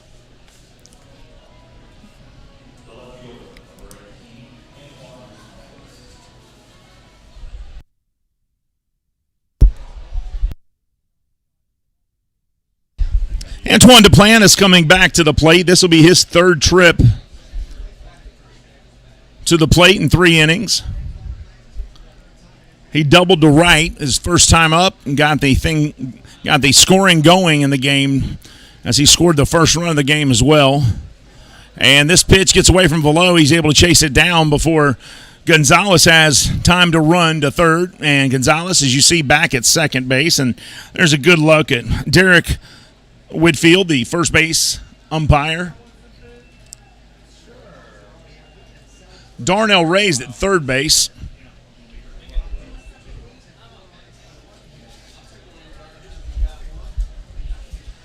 And here's the 1-0. And that one in there for a strike. 1 ball, 1 strike.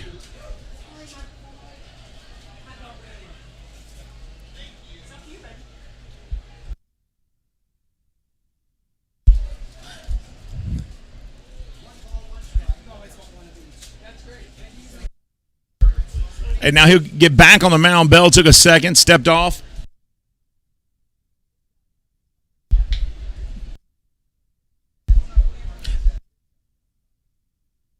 This one fouled out of play.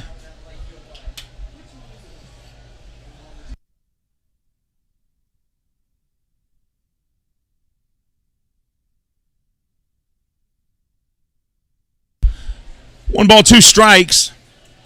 Thank you, ma'am. All right, see ya. 1 ball, 2 strikes, 1 out, top of the third. Gonzalez at second. Duplantis. Here's the 1-2.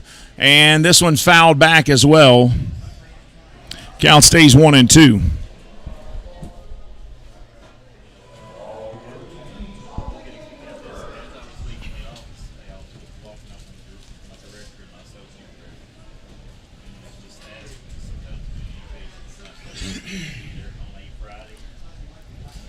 One ball, 2 strikes, 1 out.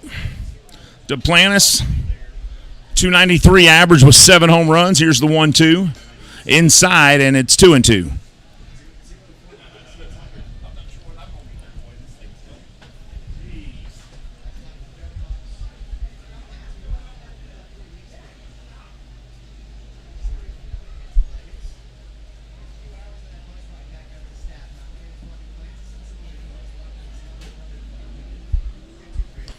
This one inside. Did he go? They say no, he didn't. Count goes full 3-2 now.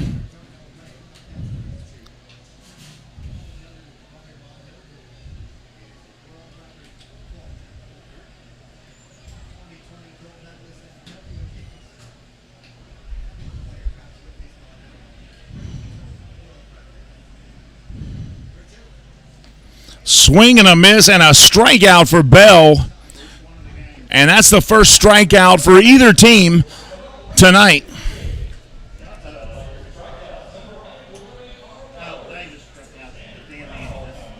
With the exception of Davis, who struck out to end the inning. But the first strikeout of the game on the FerryHawks. So 2 outs now.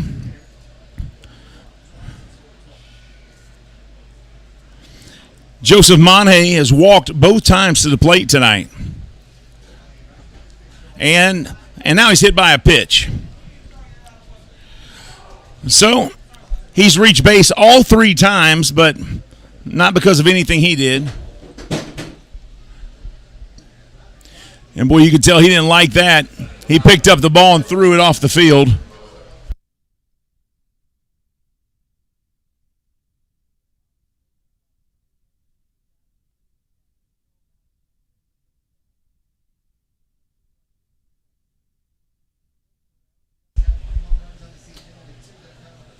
After this pitch.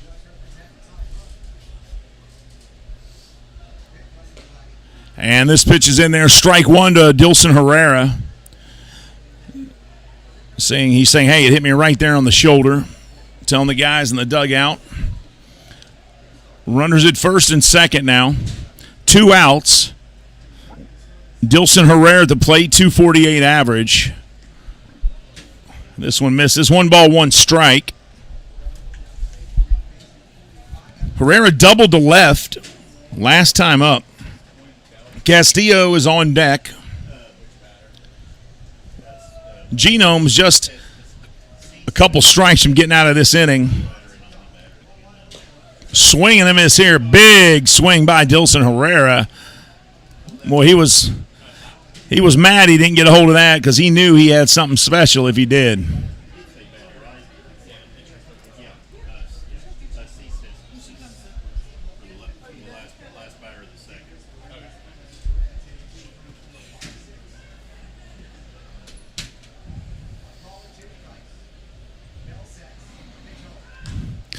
And this is hit to straightaway center field, right center, and moving over and making the catch is Jimmy Paredes, and that will put an end to the inning. They leave two stranded, and for the first time in this game, nobody scored a run. We'll be right back with Genomes Baseball right after this.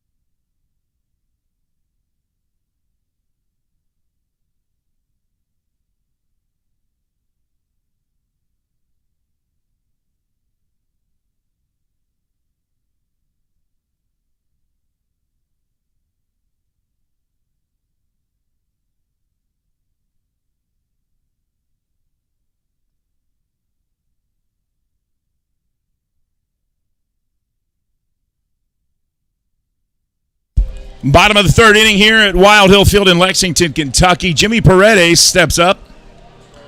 As we begin the bottom of the third, Paredes hit a home run his last time at the plate. Love to see him do that again. And he hits the first pitch here. It's a liner to left, but it's going to be caught by Duplantis, and that's out number one. So Paredes didn't wait to swing the bat as he took a 92-mile-an-hour pitch to left field for out number one.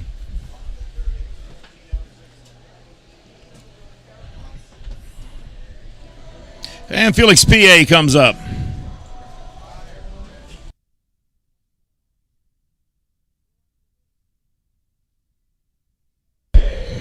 P.A.'s grounded out to third and grounded out to second. Yuri Perez is on deck. One out here, bottom of the third. The game's almost 2 hours long, and we're just in the third inning, folks.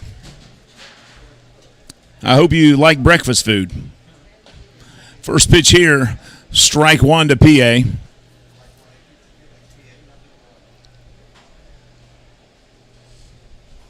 Starting to cool off. Temperature at first pitch was 85 degrees. Now it's at 78 degrees. Nice little breeze blowing to the east. 0-2 to P.A.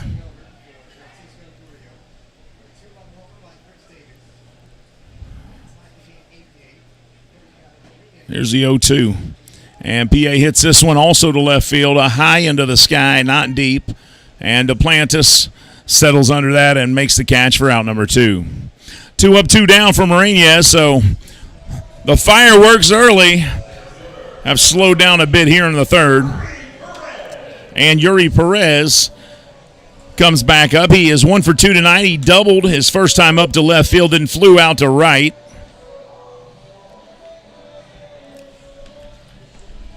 Gavin Johns on deck. I want to thank all of you for joining us tonight on the channel here for Genomes Baseball.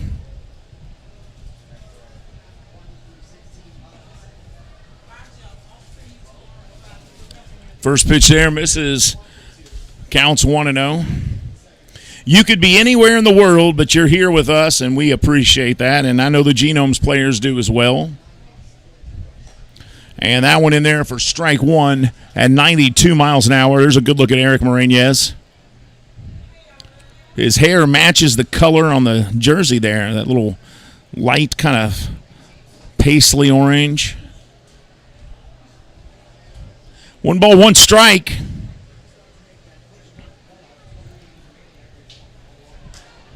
And this one hit hard, but it's going to sail foul down the right field side. and onto the patio there in front of the Mattress Overstock Warehouse.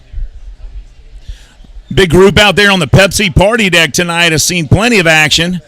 Couple balls have been hit right over there to the Pepsi party deck, one into the parking lot. It cleared the Pepsi party deck, and that's where the players park their cars. So that no doubt hit somebody's car out there. 1 ball, 2 strikes. This one in the dirt. 2-2. Nobody on base there. So nobody to worry about on the base path. 2 balls, 2 strikes, 2 outs. Low flying plane right there, folks, above us. And that one's headed to Bluegrass Airport as they were, looks like they're trying to get some free baseball out of the deal. As a wing, did a little wing tilt there for all the people on board to take a look. Here's the 2-2. Swing and a miss, and that will end the inning. 3 up, 3 down for the first time tonight. We're headed to the 4th. This is Genomes Baseball on the Genomes Baseball Network.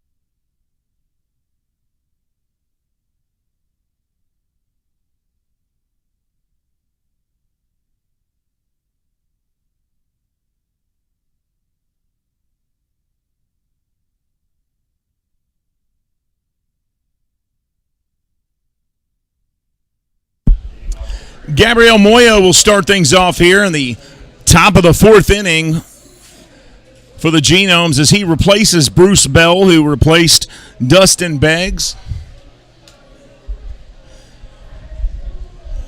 Thanks for joining us, everybody, here at Wild Hill Field in Lexington, Kentucky. No matter where you're watching, we thank you for tuning in as Rusney Castillo for the FerryHawks steps in a game that saw some incredible offensive fireworks here early.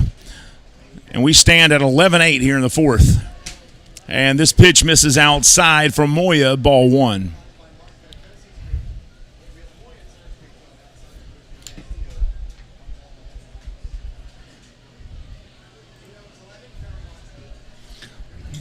Beautiful night tonight as that weather has cooled off. And This pitch here is lined into left field by Rusney Castillo, and he's on base with a single off of Gabriel Moya.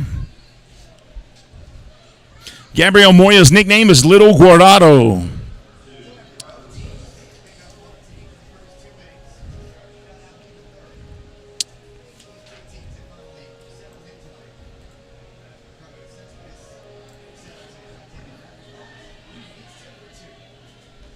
And now the center fielder, Ricky Cespedes, comes to the plate.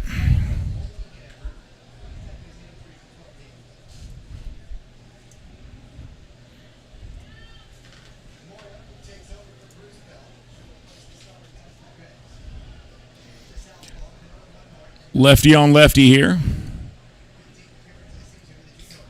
And now he'll throw over to first.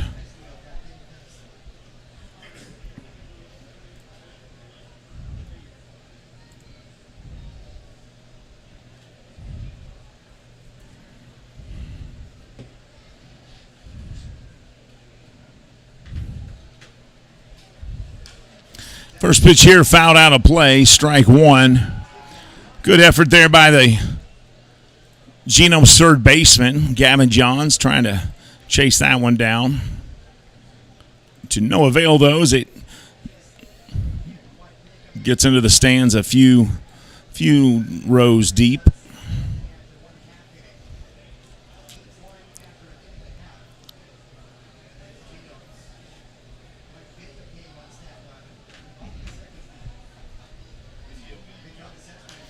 This one fouled out of play as well, and Little Guardado ahead of the count. No balls, 2 strikes. Now I wonder what Little Guardado means. His nickname is Little Guardado. Now, Guardado can mean you have a little bit of money. It means that's what it means in Spanish. That's when he was at Minnesota. He followed Eddie Guardado. Ah. So that's why they give him the nickname Little Guardado. 6-4-3 there, but no double play as they can only get the runner at second. And there's one out. So the literal translation is not what the name means. He followed you said at Minnesota? He followed Eddie Guardado. So they called him Little Guardado. I like it.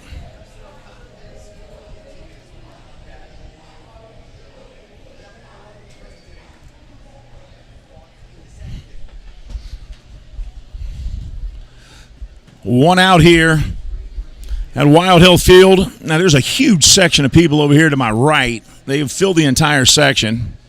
It's all college students taking us up on that $1 beer night offer. 1 ball, no strikes here to the catcher, Justin O'Connor.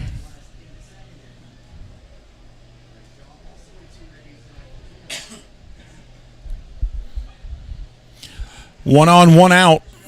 Genomes with an 11-8 lead here, top of the 4th inning. That pitch misses outside. 2 balls, no strikes. Connor walked his last time at the plate. He doubled in the 1st inning.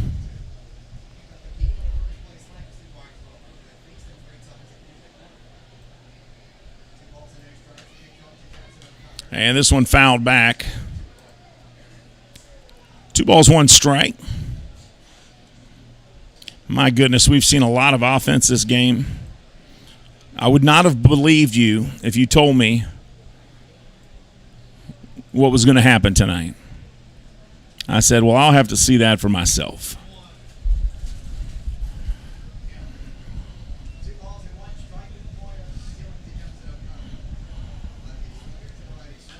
And this one fouled out of play as well. 2 balls, 2 strikes. Inning started with Rusney Castillo. He singled to left. Cespedes grounded into a force out. They tried to turn 2 but couldn't. And that's where we stand here.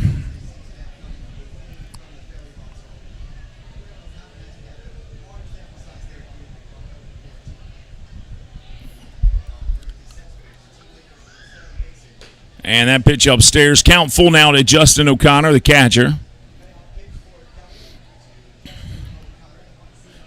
You know, the FerryHawks were up and rolling, top of the first, facing Dustin Beggs. They put 6 runs on the board, which I didn't see coming because I've seen Beggs pitch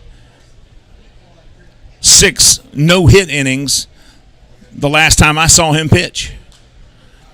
So the thought that you would have told me is this one's fouled out of place. If you would have told me after watching Beggs no-hit the Lexington Legends in the first 6 innings, no runs, no hits on the Legends, and you would have told me his next time out, he's going to pitch against a team that was last in their division and they were going to get 6 runs on him, I would have said you're crazy. And if you would have said 6 runs in the first, I would have bet any amount of money on that. Swing and a miss here, and little Guardado got him swinging, and that's a strikeout for Moya.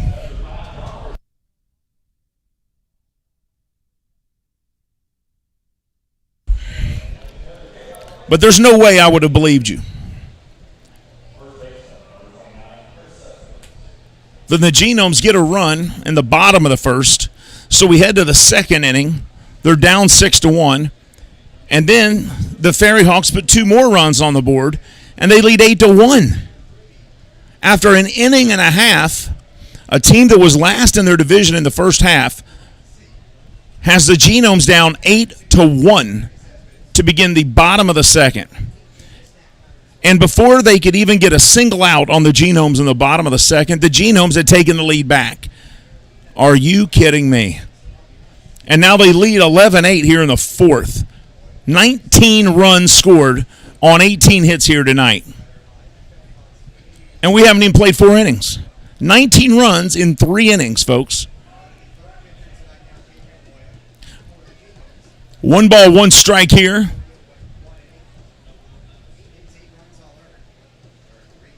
To the first baseman, Chris Cespedes. 222 average, 1 home run, 10 RBIs. Swing, fouls this one off. 1 ball, 2 strikes. The wind has almost completely died down as it's just barely moving the flags out there in left center field, just to the left of the crush zone. And I mean, it is gorgeous tonight, just gorgeous. Not a cloud in the sky now. All the clouds have moved away. The sun is setting. And we call it the bluegrass state because when the sun sets, we have just the perfect amount of pollution to make it look blue. Isn't that romantic? Thank you, pollution, for making our grass look blue. This one fouled back. 1 ball, 2 strikes.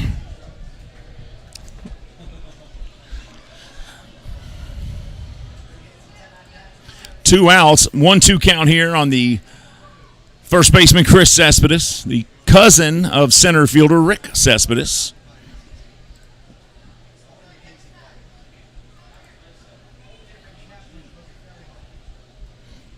Here's the 1-2. Oh, come on. Wow, he missed that one. 2 balls, 2 strikes. Man, oh man, what a game we have had already. And to think we've got 5 more innings of this. Unbelievable. Here's the 2-2, 2 outs, runner on first. Moya kicks and fires. And we're going to go full count 3-2. And why wouldn't we? The game is 2 hours long, and we have only played 3 full innings. Full count. Here comes the payoff pitch, 2 outs. Genomes 11, FerryHawks 8, runner at first. Moya kicks, fires. This one ripped to third. Great grab by Johns, fires, and got him out. What a play by Gavin Johns at third base. Fantastic. Boy, tip of the cap to him. We're headed to the bottom of the fourth, folks. It's 11-8. Genomes. Baseball is in their DNA. We'll be back right after this.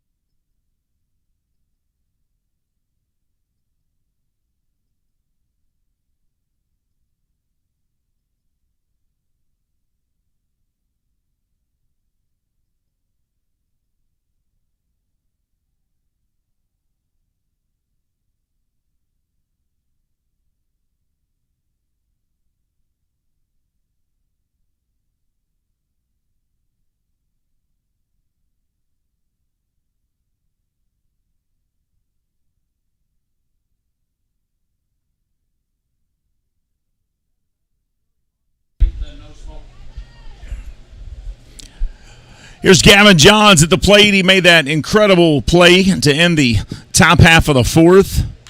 And now he hits a liner to short. It's picked up, fired to first. Nice scoop over there at first base. And that is out number one as Chris Cespedes makes a good play on a Gavin Johns ground ball to short. One up, one down, and Chase Below will come up and see what he can do.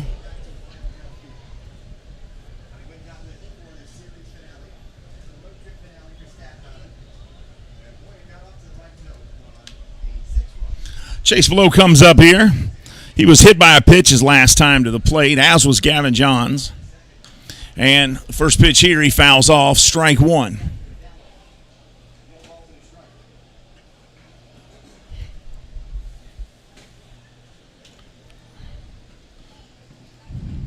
Eric Morinez looks in. Here's the 0-1. That one right down the middle. 91 miles an hour, strike two. And Below in the hole, 0-2 here.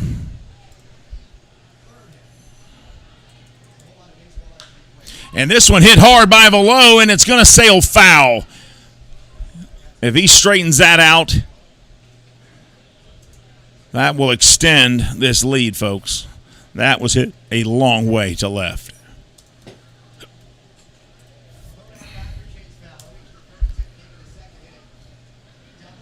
Morinez from the Dominican Republic, the pitcher there on the mound for the Staten Island FerryHawks. Swing and a miss, and strike three to Below, so he gets a strikeout.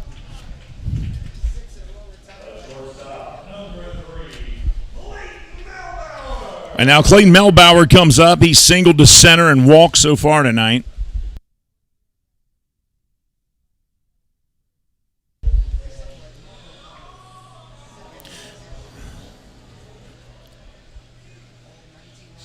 Eric Morinez is 6'1", 170. First pitch here to Melbauer is outside, ball one.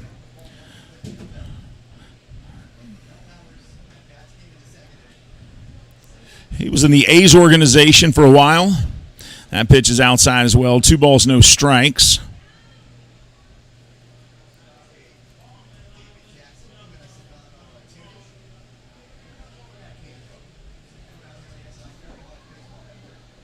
And here's the 2-0. Melbauer taking all the way there, and that one's in there for a strike. If you haven't made it to a Genomes game, folks, it is time to come out to the ballpark and take one in. It's a beautiful field, as you can see by the view there on your screen. And it's a great ballpark.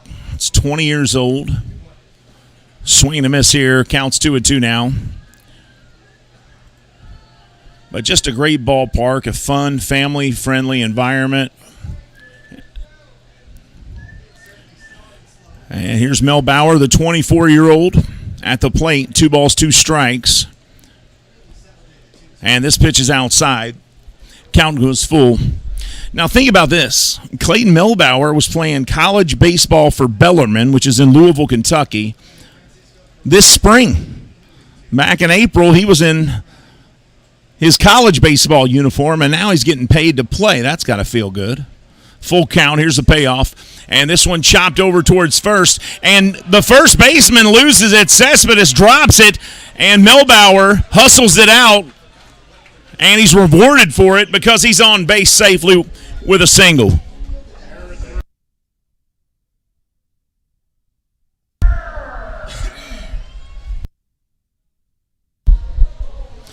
And now Becker comes to the plate. Officially, he won't get a single for that, but he reached on the error by the first baseman. And now Luke Becker comes back up. He reached on an error as well his last time at the plate. 1 on 2 outs. Runner goes. Melbauer headed down to second. They won't get him, as that throw to second by O'Connor is way off, and Castillo has to leap into the air to stop it from going into center field. And the Genomes with a runner in scoring position in 2 outs with arguably their best hitter at the plate. 1 ball, no strikes. And this one low, 2-0. And you've got Chris Shaw on deck. And he has doubled twice tonight and walked once.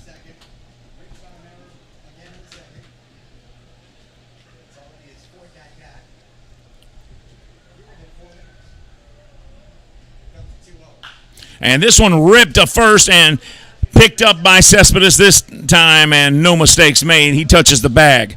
After 4, Genomes 11, Staten Island, FerryHawks 8. We'll be back with more Genomes baseball on the Genomes Baseball Network.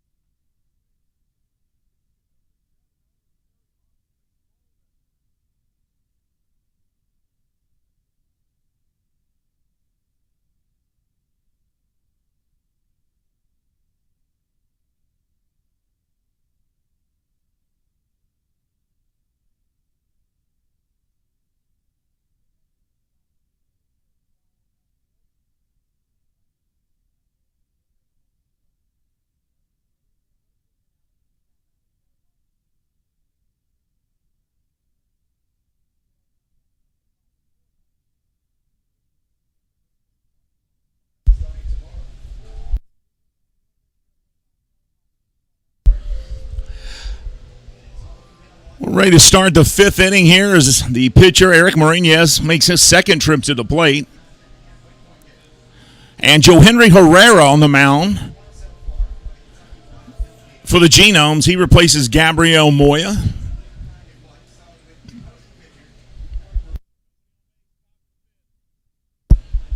And here's the first pitch. Upstairs, ball 1.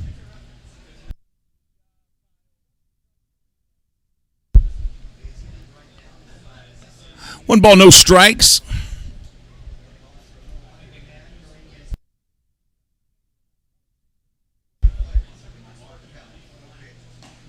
And that pitch in there. Strike 1. 1 ball, 1 strike.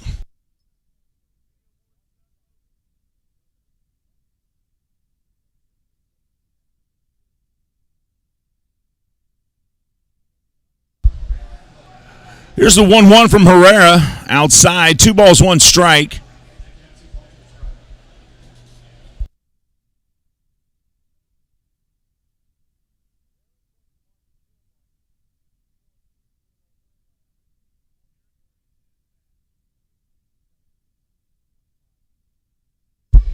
Two balls, 1 strike. Herrera kicks and fires, and this one outside, 3-1. Now, Herrera throws in the mid-90s. So if you're throwing that hard, I say give him something to hit because I don't think a lot of these guys are going to catch up to you. I mean, his fastball goes anywhere between 91 and 96 when he really dials it up. Here's the 3-1. Swing and a miss, and that's what I'm talking about right there. That 92-mile-an-hour fastball goes right by Marinez. Now the count full at 3-2 to the leadoff batter and pitcher for the FerryHawks.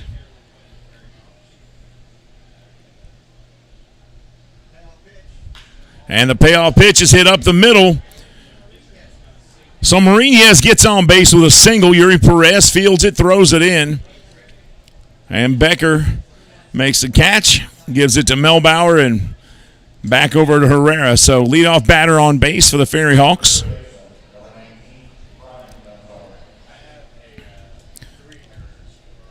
And I say they're just setting up the double play here.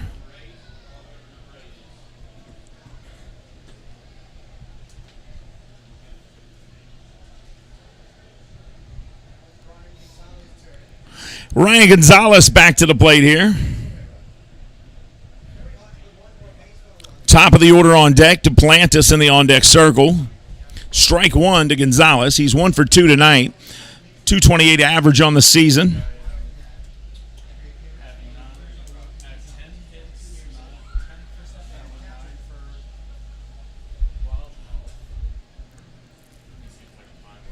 Here's the 0-1. Herrera kicks and fires. It's outside. 1 ball, 1 strike. Nice crowd out here tonight for Dollar Beer and Dollar Pepsi night. A lot of cold beverages being drunk out there, and why not?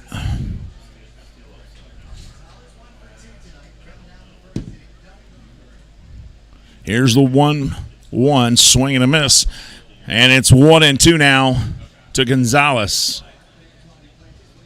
Top of the order on deck, Duplantis, Monje, and Herrera.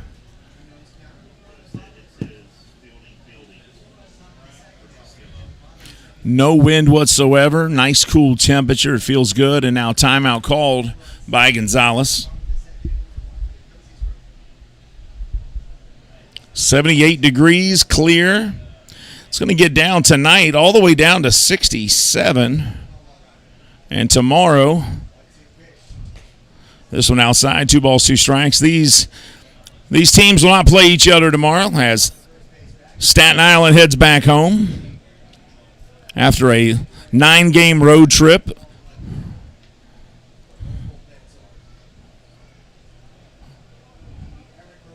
They are 5-3 on this road trip. It'll be 83 degrees tomorrow night. First pitch as the Genomes welcome the Legends for 4 games here at home. This one fouled out of play. And right back down to the stands there. 2 balls, 2 strikes.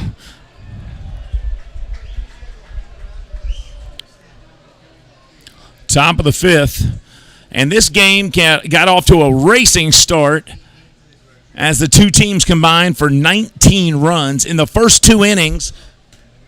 But in the next 2 innings, neither team scored at all. First 2 innings, 19 runs. Next 2 innings, 0. That one gets away from below, and he looks for it and finds it before Marinez tries to make his way to second.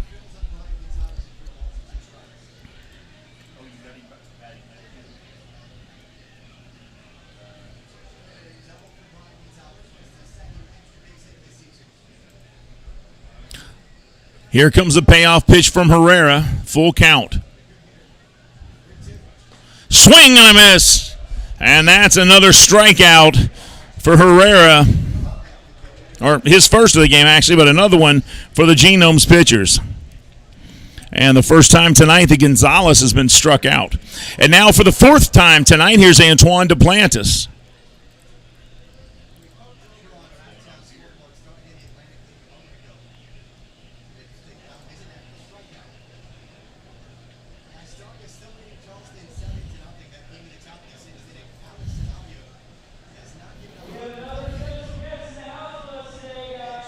Now a little talk there at the mound.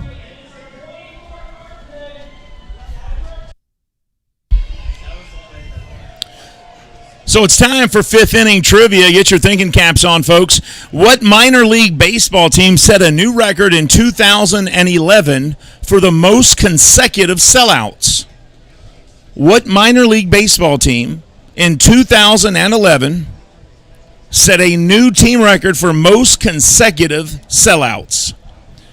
Was it the Las Vegas 51s, the Frisco Rough Riders, the Dayton Dragons, or the Erie Seawolves? Hugh Davis says it was Dayton, the Dragons. What do you say, Dave? Great. Dave says Dragons as well, and they're both right. In 2011, the Dayton Dragons broke the record for most consecutive sellouts by a professional sports team selling out their 815th consecutive game. They actually broke the Portland Trailblazers record when they did that. How about that? They are the third most valuable minor league baseball team with a $45 million franchise value, and they are the feeder team to the Cincinnati Reds. That is the AA Reds organization. So that's quite the feat. One out, one on. That's Eric Morainez on the right, and that's Chris Shaw on the left in your screen. What is the lowest recorded turnout for a Major League Baseball game? What is the lowest attendance ever for a Major League Baseball game? Here's the 1-0. That one low and inside. 2 balls.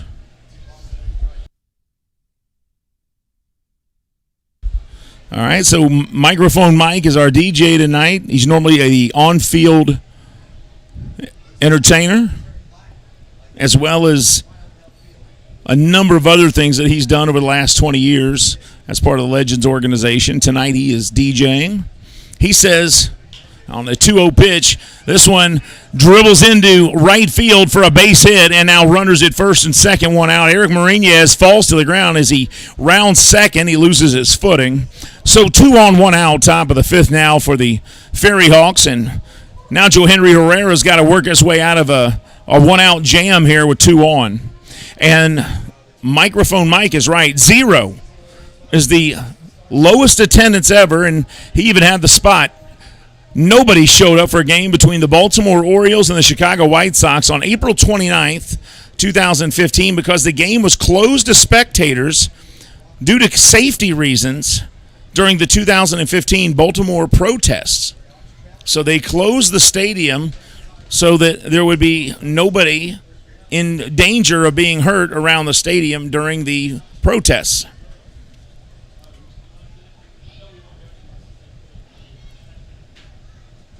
A really sad answer to that trivia question. 2 on, 1 out for the FerryHawks. And this pitch outside, and it's 2-0 now to Joseph Monhay. Monhay, if you want a cool stat, has yet to swing the bat. He has walked twice and been hit by a pitch, and has reached safely all 3 times. So he is 0 for 0 tonight. It's like he's never batted. And that one in there for a strike, 2-1. Now let's put some pressure on him to swing that bat. He's gotten 3 free rides tonight.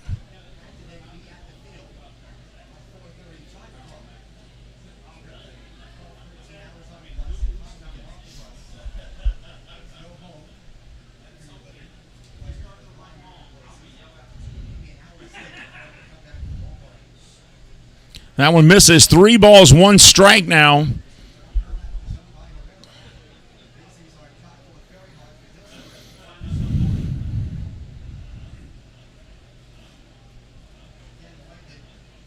Two on, 1 out. Top of the 5th inning here in Lexington. Genomes 11, FerryHawks 8. Here's the 3-1. And this one hits straight away center field. It's hit pretty good. Settling under it, though, is Perez. He makes the catch, throws it in. Morainez with an awkward slide at third. And runners at first and third with 2 outs now. I want to hope that third base coach is telling him, hey, I told you, you don't need to slide. It's no fun to slide on turf. But A for effort for Eric Mariñez. I thought he was there in plenty of time, but hey, I'll never fault the guy for sliding. I love the effort. I love that he loves playing baseball. How about that? 2 outs. Dilson Herrera steps in.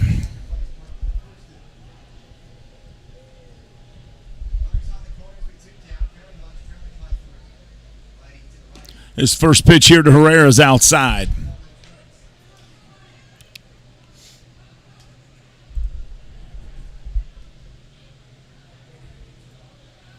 What a great night for baseball.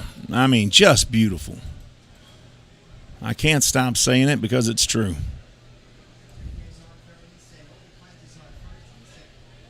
And this pitch is outside. Runners on the corners, 2 outs, and now a 2-0 count. Not what you want.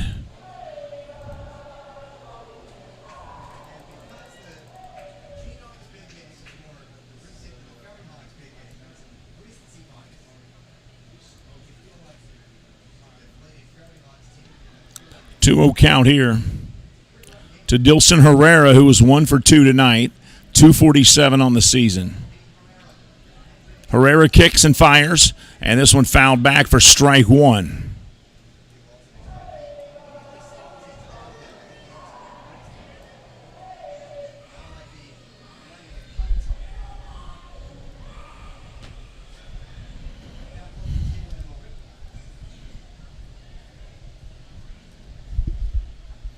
Now Herrera takes a minute as Dilson Herrera switches bats out here.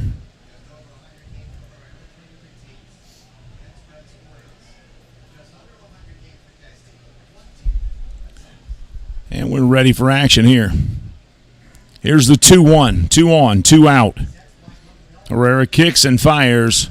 Runner goes, and this one's fouled out of play. So now 2 balls, 2 strikes. And Duplantis will have to walk it on back over to first base as he went on that pitch to see if the defense was going to be forced into a throw down to second, which would give Mariñez at third a chance to maybe score on a bad throw, but nothing doing as that ball's fouled out of play and he has to return. 2 balls, 2 strikes, 2 outs, 2 on.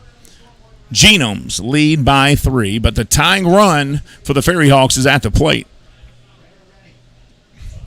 Struck him out, and that'll end the inning as Herrera fires a 93-mile-an-hour fastball and gets out of the inning. Hey, it's halftime. We're headed to the bottom of the 5th. Genomes 11, FerryHawks 8. This is the Genomes Baseball Network.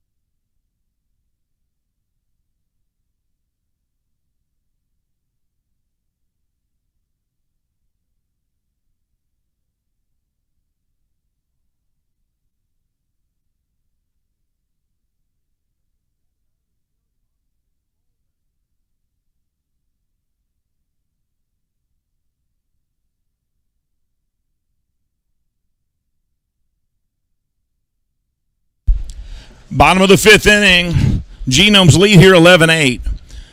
First baseman Chris Shaw at the plate. And the first pitch is outside to Shaw, ball one.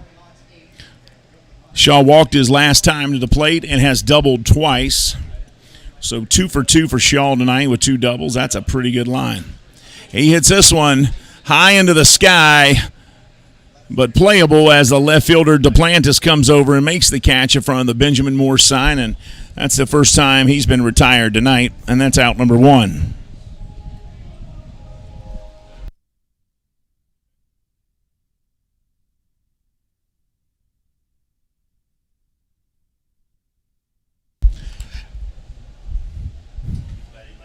So Henry Herrera steps in. He's going to be batting left-handed here.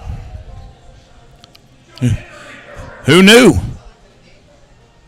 Nobody on, 1 out is Herrera in the batter's box. And the first pitch to him, 91 miles an hour, strike 1.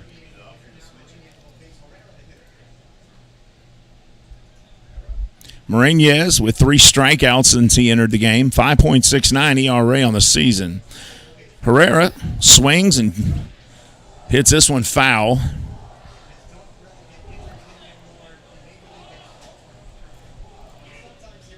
One ball, 1 strike, 1 out here. Genomes and FerryHawks.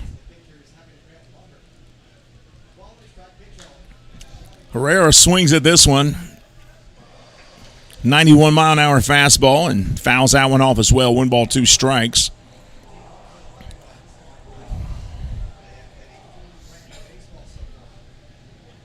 $1 beer, $1 Pepsi tonight at Wild Health Field. If you have not made it down, come on down. There's time to take us up on that offer. That one's low, 2 balls, 2 strikes. You could take us up on that offer if you hurry. Tomorrow, first pitch 6:35 as we start a 4-game series.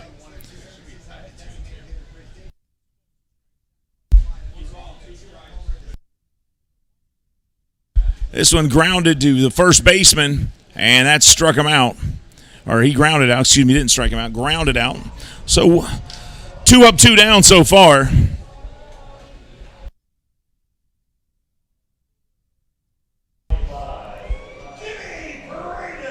And now Jimmy Paredes, the right fielder, comes back to the plate.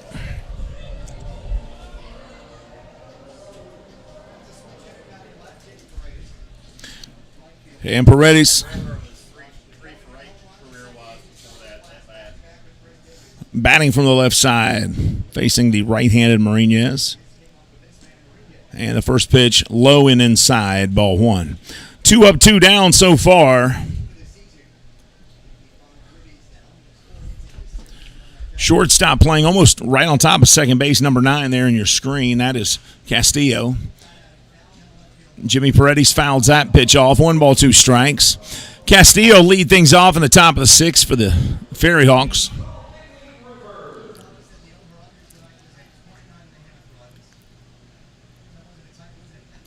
Nobody on 2 outs. Bottom of the 5th. That one outside.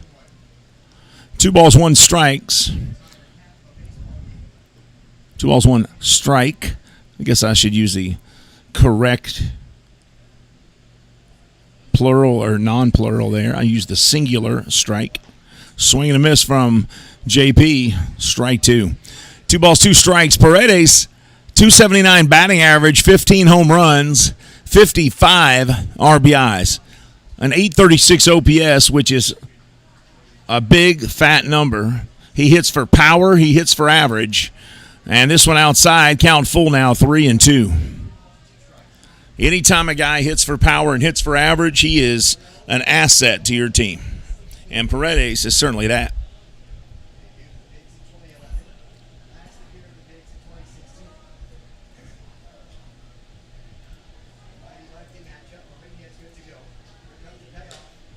And that pitch outside. And Jimmy Paredes, after being behind in the count, somehow gets a walk out of the deal. And that is the first base runner for the Genomes this inning.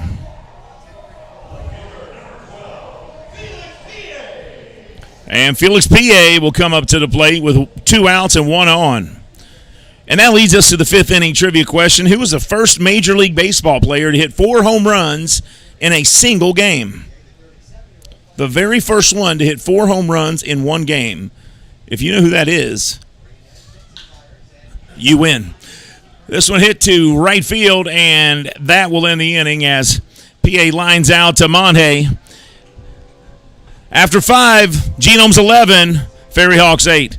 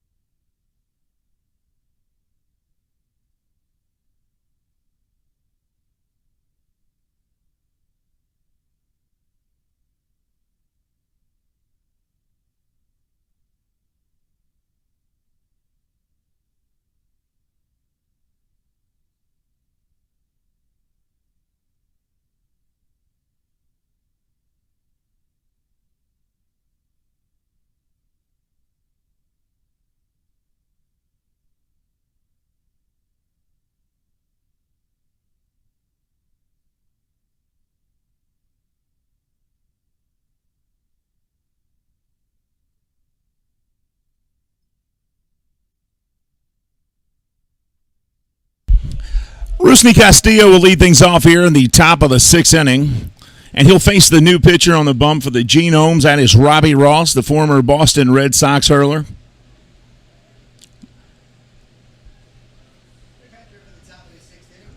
First pitch is going to be a little outside, ball 1. These two teams combined for 19 runs in the first 2 innings tonight, and neither team has scored since. And this one hit hard but foul, and that'll be over the Mattress Overstock Warehouse. 1 ball, 1 strike now to Castillo, who is 1 for 2 tonight. He singled to left.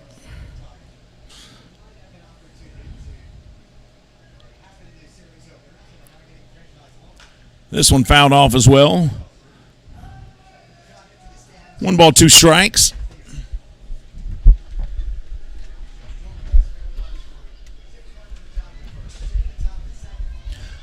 Top of the 6th inning here. $1 beer, $1 Pepsi tonight. And here's the 1-2 as Ross from the stretch kicks and fires. Struck him out. He kind of sort of wanted to swing and then didn't, and then it was too late. Strike 3 on a 91-mile-an-hour fastball by R-Square, Robbie Ross. One up, one down, and now Rick Cespedes steps in.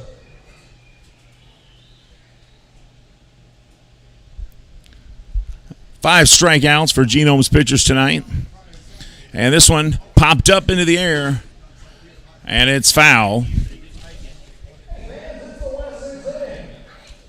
Hurry, get it. Hey, there you go. Big time foul ball right there, folks. Right in front of us. Got her a foul ball. That's exciting. Here's the 0-1. Fastball missing. 92 miles an hour from Ross. 1 ball, 1 strike.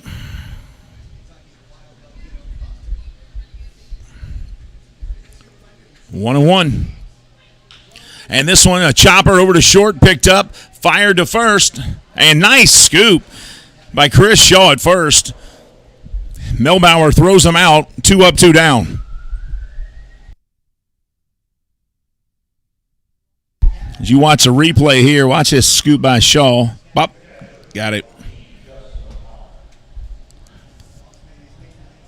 Now the catcher coming back to the plate, Justin O'Connor.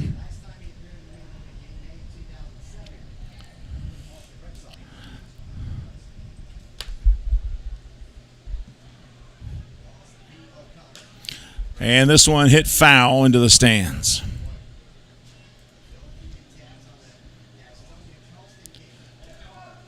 So the theme here for Robbie Ross is he gets ahead of batters immediately, and then he stays in control of the counts.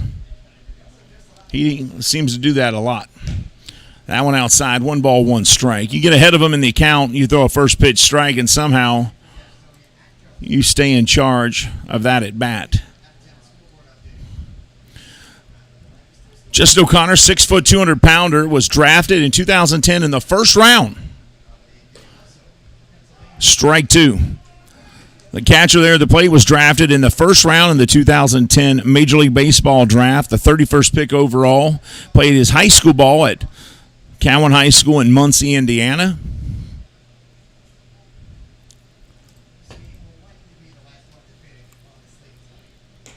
And this ball up top misses.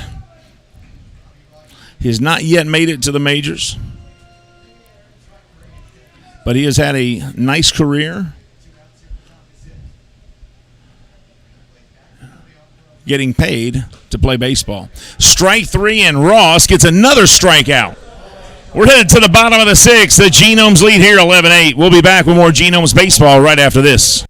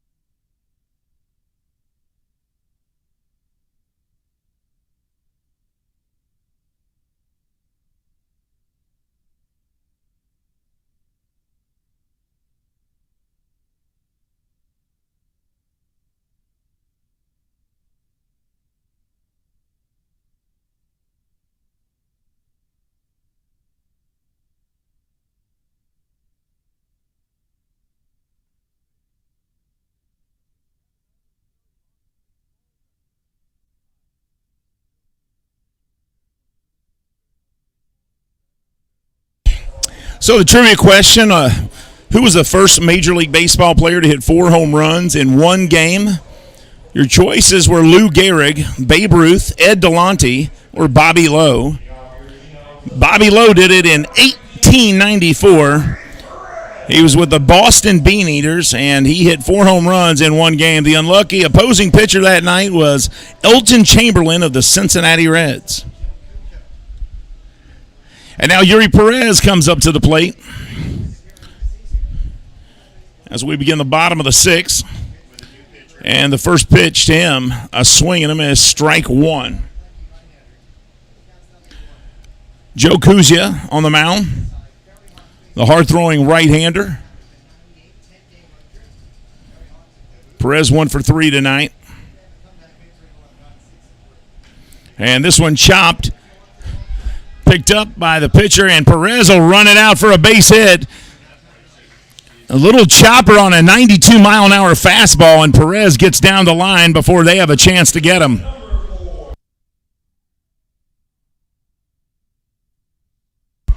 So the leadoff runner is on for the Genomes. Neither team has scored since the conclusion of the second inning.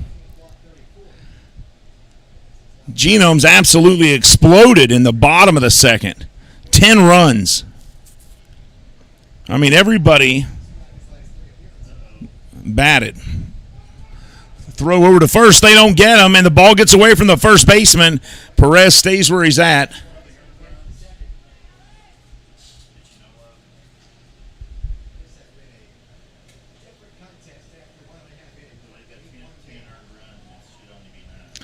Joe Kuzia on the mound replaced Eric Marinez.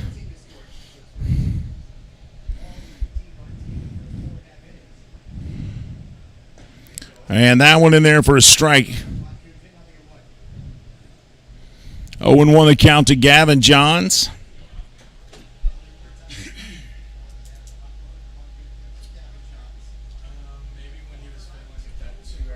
Johns grounded out to shortstop his last time at the plate. He's 1 for 2 tonight. He was also hit by a pitch. Here's the 0-1. And that one hits the outside corner. Off-speed pitch, and it's 0-2.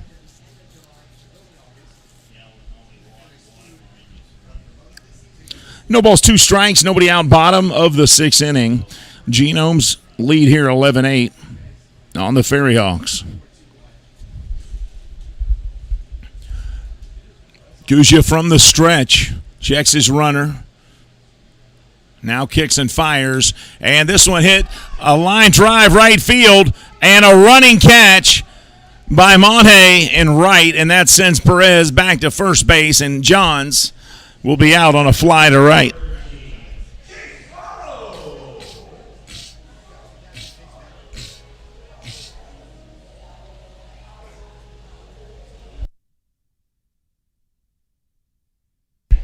Chase Vallo coming up, the catcher tonight. Doubled his first time up, then was hit by a pitch. Struck out his last time up.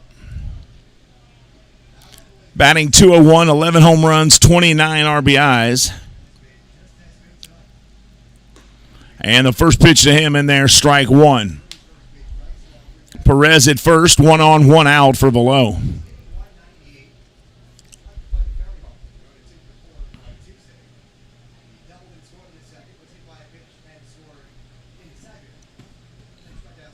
His first time up. That one gets away as they try to pick off Perez a second time, and Perez stays put. I'm not sure why that time. I thought he had time to get down to second. Coach must have held him up. That's twice he's thrown to first, and twice that Cespedes has not caught the ball. It's gotten away from him, and twice that Perez has stayed put. 0-1, 1 out. Vallo doubled in the second inning and scored as well. And he hits this one. This is home run number 12 if it stays fair. And it does! A 2-run blast for Chase Vallo. And that is home run number 12 of the season. Great to see Chase hit that one. And there was nothing that Duplantis could do except chase it to the wall. And the Genomes now lead by 5 in the bottom of the 6th. Wow, what a shot by Velo. It goes right inside the foul pole, as you'll watch right there. And it's 13-8 Genomes. And if they keep scoring at this pace, Lexington is going to have a rough series when they come back and the Legends face the Genomes. Melbauer hits this one, first pitch foul. 92 miles an hour.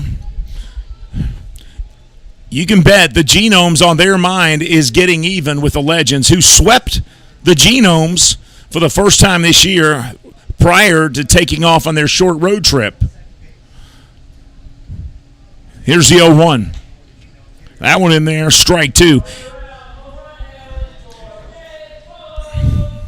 And you can bet that the Genomes are licking their chops at a chance to get even and erase the memory of that sweep the Legends put on them.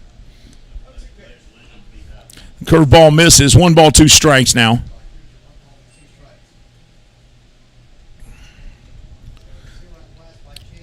So that home run brought in Yuri Perez and gives him 30 RBIs on the season.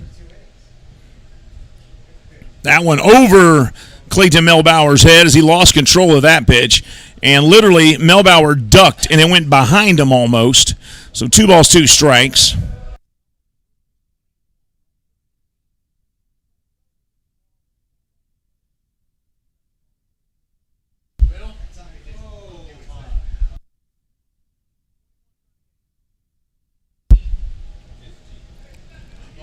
Two balls, 2 strikes, 1 out here. And he fires that fastball in there, misses 92 miles an hour.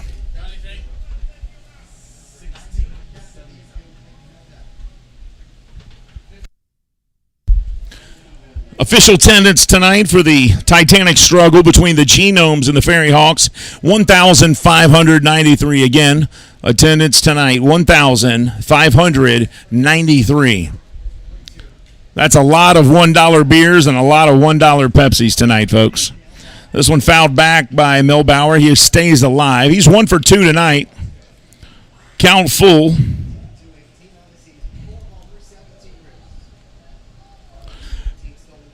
Melbauer singled to center. He reached on an error his last time at the plate. He also walked. Here's a payoff pitch from Kuzia. He kicks, he fires. Swing and a miss, and struck out Melbauer. And that is the first time tonight that Melbauer's gone down on strikes. And now the second baseman and leadoff batter, Luke Becker, comes to the plate. He grounded out to first, or he grounded over first base his first time up, or his last time up. Reach on an error, singled to right, and has walked tonight. So he is 1 for 3 officially, batting .293 with 18 home runs, 2 outs, bottom of the 6th. And this one hit up the middle. They play it perfectly as the shortstop was shaded towards center field, and they got Becker on a ground out, and he's not happy. That'll end the 6th inning, folks. We're headed to the 7th. Genomes get 2 runs, though, on the blast by Velo, and it is 13-8. We'll be back with more Genomes baseball right after this.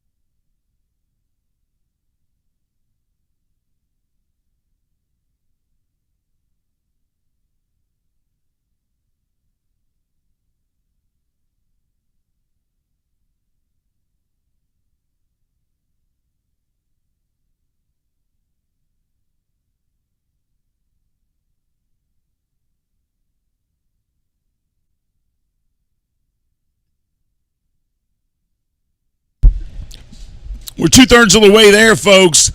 3 hours in the books. Top of the 7th. Chris Cespedes at the plate, and he'll look at strike one here.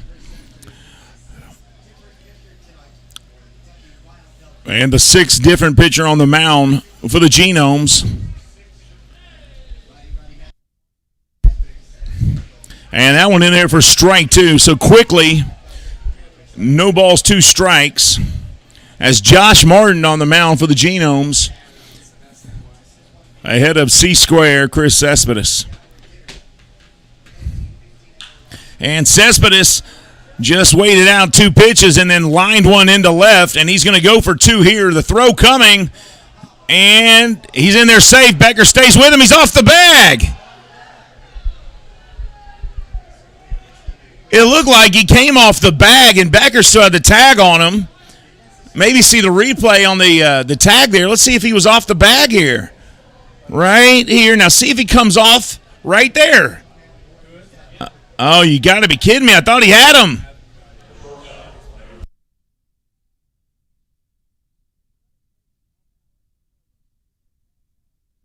A lot of times guys will overslide the bag, and you keep the tag, you stay with the play, and you get him, and it looked like Becker had him.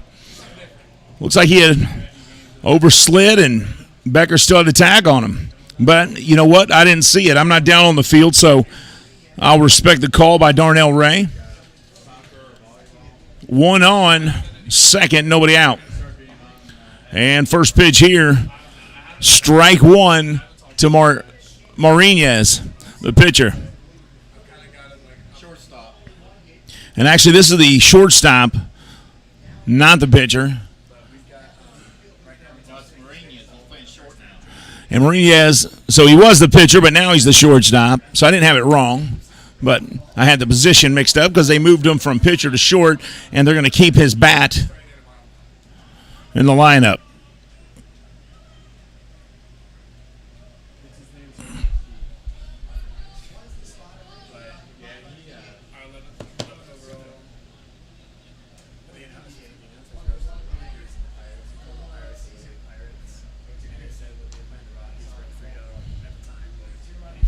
That one outside. 1 ball, 2 strikes.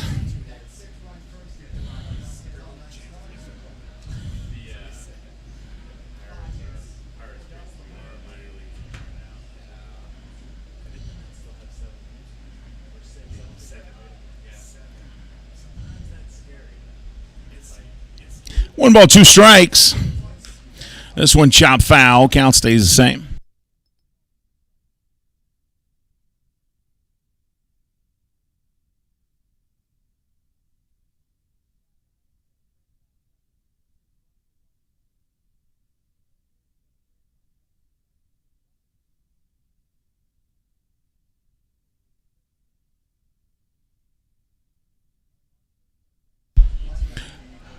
No outs, top of the 7th, runner at second. Here's the 1-2. And hit right back up the middle. The runner's going to come to the plate here. Here comes the throw. And it's not going to be in time as the FerryHawks get another run on the board. It's 13-9 Genomes.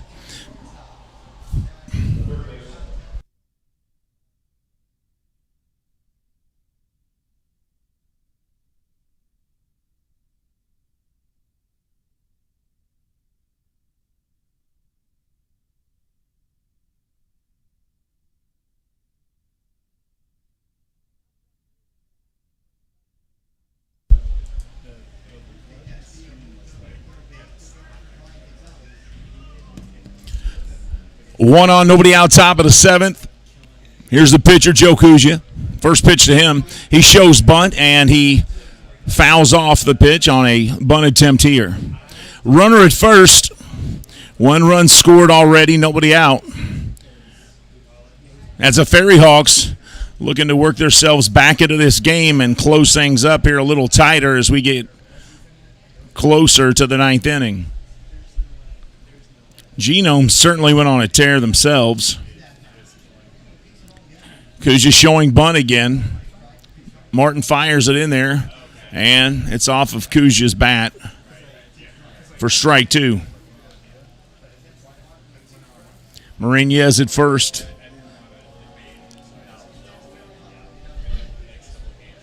Josh Martin replaced Robbie Ross.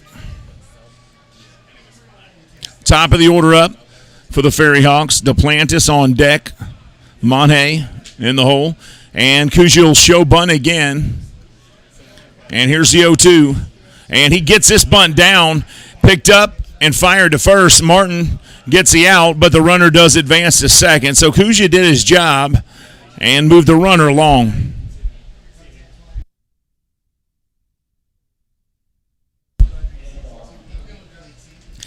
Now the top of the order coming up here as Antoine Duplantis steps in.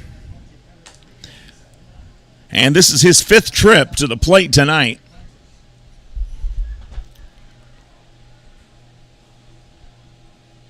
Not sure why we took Ross out. I felt like he was throwing the ball pretty good, but you got to get all these guys in there. They all need some work. They all need the game experience.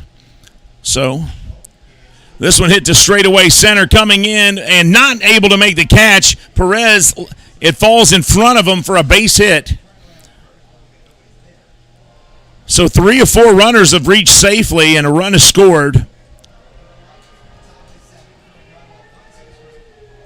And now runners at first and third with 1 out.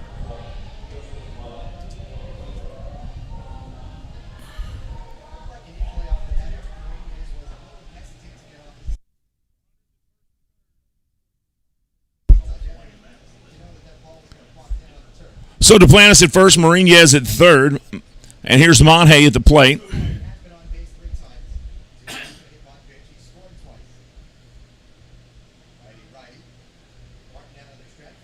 And that one hits Monhe right in the back.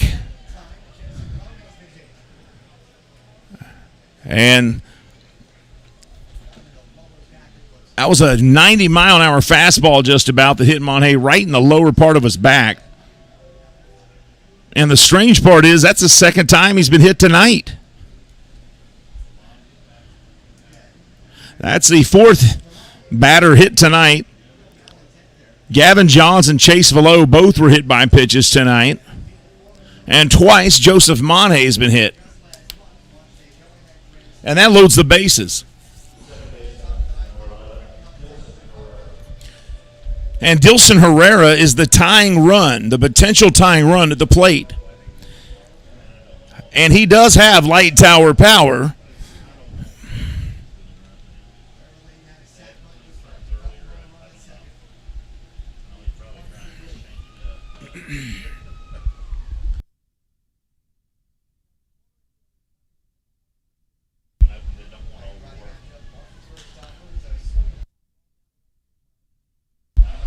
First pitch fouled out of play. It's a 13-9 Genomes lead here in the top of the 7th. Bases loaded and 1 out for Dilson Herrera, who is 1 for 3 tonight.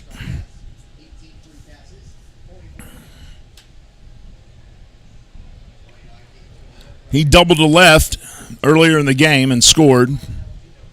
Here's the 0-1. Swing and a miss on the curveball.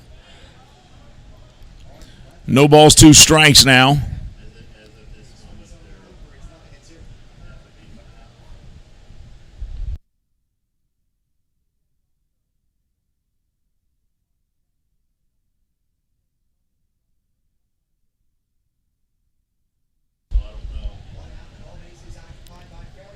So the Genomes are a half game out of the wild card race right now. They're 1 half game behind the High Point Rockers. So with a win here tonight, and the Rockers have lost tonight, so with a win here tonight, the Genomes would be a game up, or at least a half game up.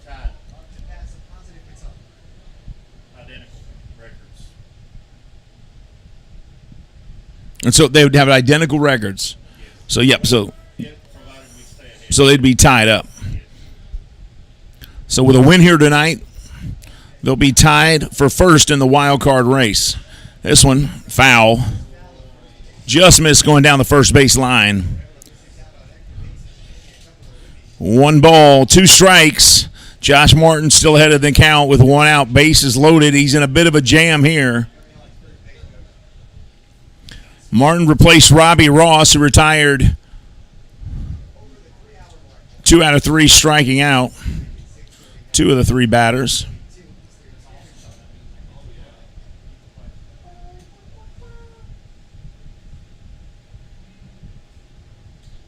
And here's the 1-2. Bases loaded, top of the 7th. Swing and a miss, and got him on strike. So big strikeout for Josh Martin. And that is out number 2 of the inning, the ever-important second out. And now all you got to do is worry about this guy at the plate here. And this is probably one of the best hitters on the team in Rusney Castillo. That's the 7th strikeout of the evening for Genomes pitchers. Bases loaded for Rusney Castillo. 6 homers, 46 RBIs. And the first pitch is way out, up high, ball 1.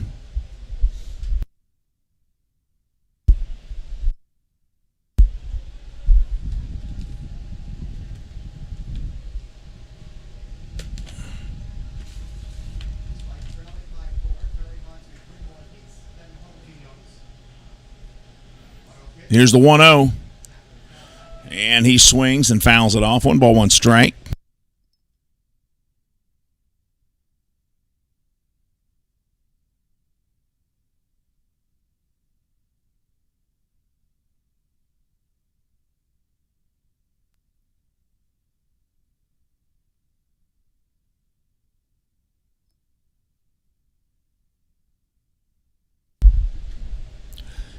One ball, 1 strike, 2 outs, top of the 7th. Bases loaded. The potential tying run is at the plate in Rusney Castillo. And now timeout called. He'll step out of the box. Martin steps off the rubber. Now he's back in the box. Martin back on the rubber.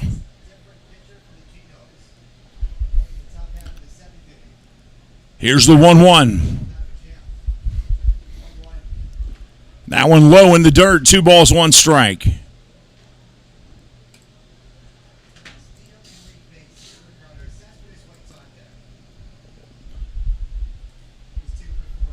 Two balls, 1 strike.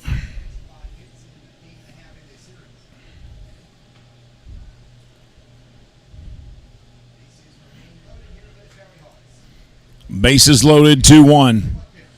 Swing and chops this one foul. 2 balls, 2 strikes.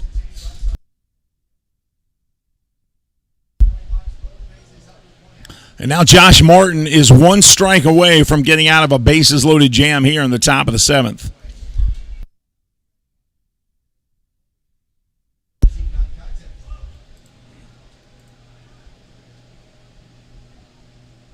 Two balls, 2 strikes, 2 outs. Bases loaded. Martin from the stretch. Kicks, fires. And a swing and a miss, and he chops it foul, so not a miss, but he will keep himself alive by fouling that one off.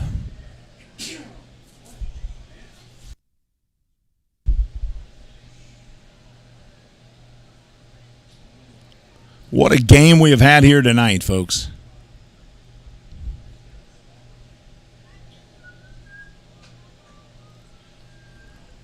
Josh Martin a strike away from getting out of a bases-loaded jam in the top of the 7th. 2 balls, 2 strikes from the stretch. Looks in. He has his sign. Kicks, fires, and he struck him out. What a big strikeout for Josh Martin, and that will end the top of the 7th. It is time for the 7th inning stretch.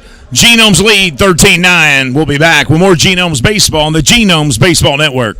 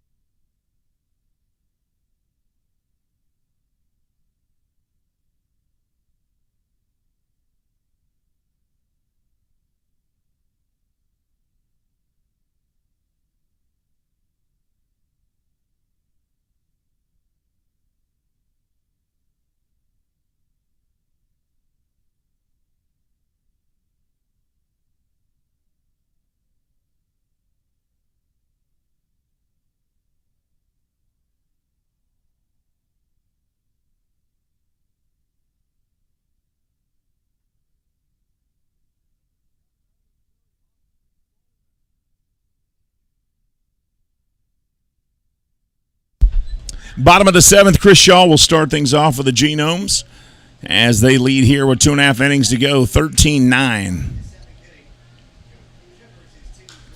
And the first pitch to Shaw is going to be fouled. Back, strike one. Shaw with 2 doubles tonight. He walked and flew out to left field. And he leads things off in the bottom of the 7th. Joe Kuja from the stretch here. And that one in there, strike 2.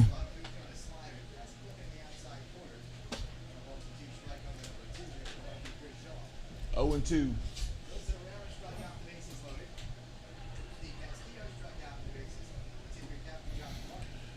And from the stretch, here's the 0-2. That one misses. 1 ball, 2 strikes now.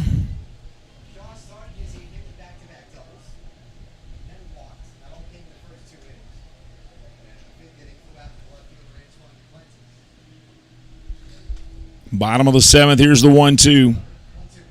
Outside, 2 balls, 2 strikes. 15 home runs for Shaw, 58 RBIs.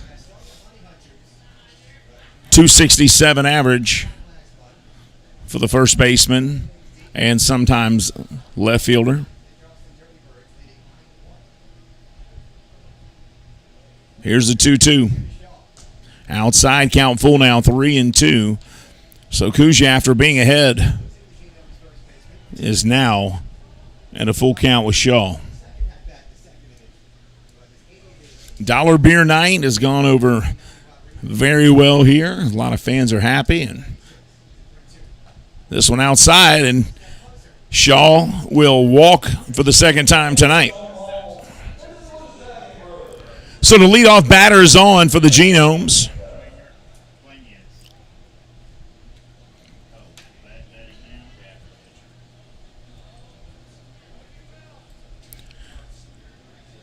So Josh Martin was in the lineup to bat next, but Samir Dueñez is out there as a pinch hitter, it looks like.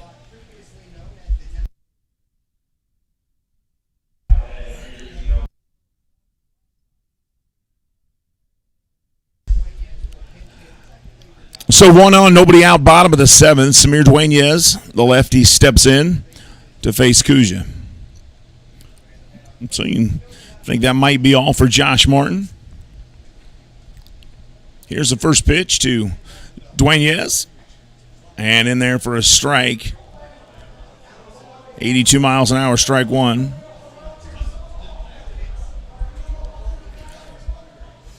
Shaw at first base, nobody out. Bottom of the 7th inning, and what could only be described as a wild game tonight. This one outside. 1 ball, 1 strike.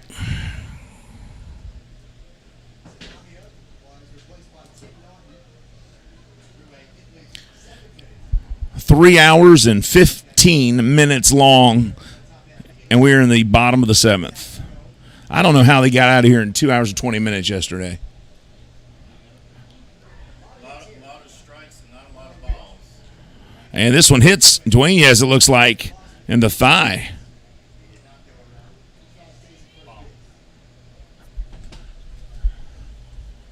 Boy, I thought for sure that hit him. I thought I heard the sound up here of that ball hitting flesh. 2 balls, 1 strike to Samir Dueñez, who is pinch hitting for Josh Martin, the pitcher, who's going to sit down, but was able to get himself out of the top of the 7th inning jam, and now outside, 3-1. That was a 90-mile-an-hour fastball there that missed its mark.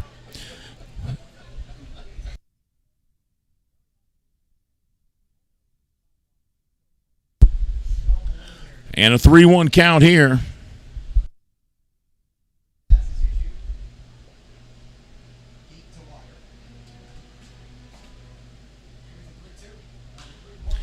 Dueñez pops this one up high into the sky in left field.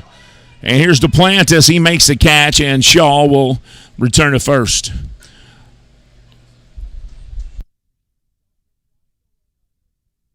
One out.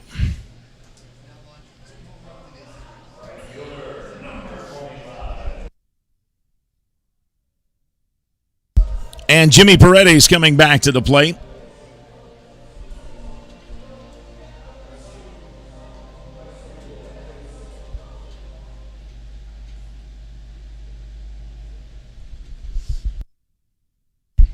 One on, one out. And the first pitch to Paredes is on the outside corner, strike one. Paredes doesn't think so. And looking at the box here on StatCast, I would have to agree with Jimmy there that it didn't look like it was going to be a strike. Here's the 0-1. Way outside. 1-1 strike.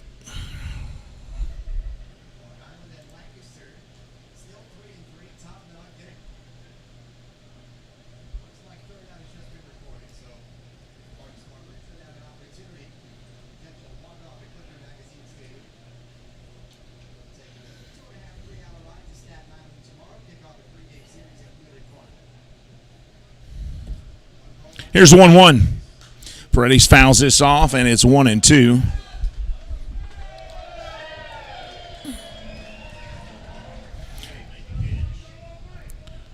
Who PA did down there? Yeah. Felix PA makes a nice catch over there. Even Chris Shaw liked it. He walked back to the base there, clapping. He's like, hey, he got into the fan perspective of it. Here's the 1-2 to Paredes. And it's low, 2 balls, 2 strikes.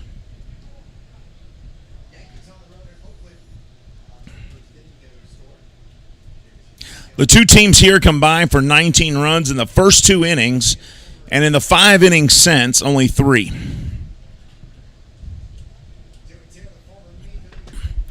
Here's the 2-2.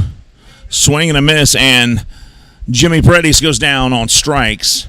And that is out number 2 of the inning as Shaw stands at second. And here's Felix PA.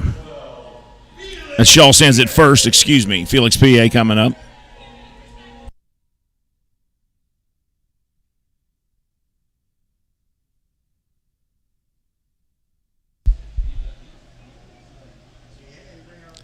PA's hit the ball tonight, but just not in the right place. He is 0 for 4. And the first pitch to him, strike 1. He's grounded out to third, grounded out to second, flied out to left. So he's putting the bat on the ball.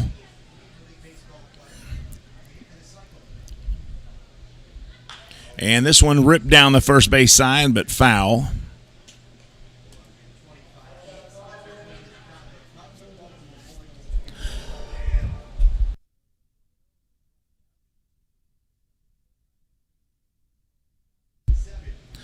Oh and 2.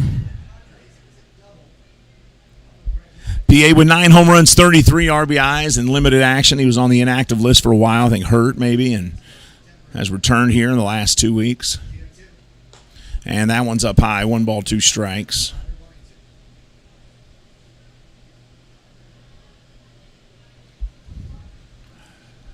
A nice big group came out tonight. Several big groups came out, enjoyed the game.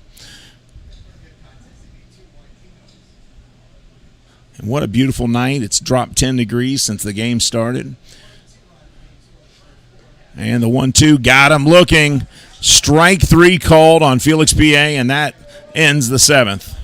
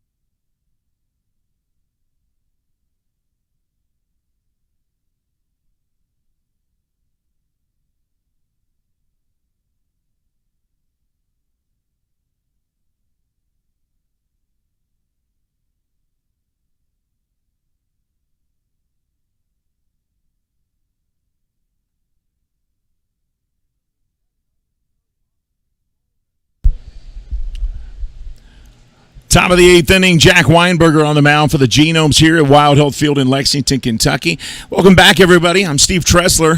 Genomes lead here 13-9. There's been 22 runs scored in this game on 25 hits. To say it's been offensive fireworks tonight would be an understatement. And this is the seventh pitcher of the night for the Genomes, Jack Weinberger. First pitch outside, ball one, as he faces the FerryHawks center fielder, Rick Cespedes. Weinberger throws low 90s on that fastball. This one chopped over to the shortstop. Melbauer fires to first, and they're not going to get him. As Cespedes races down the line, that's a base hit for him. And boy, he's got some jets, doesn't he? I mean, he was there quick as a cat. Looked like bears were chasing him as he ran down the line.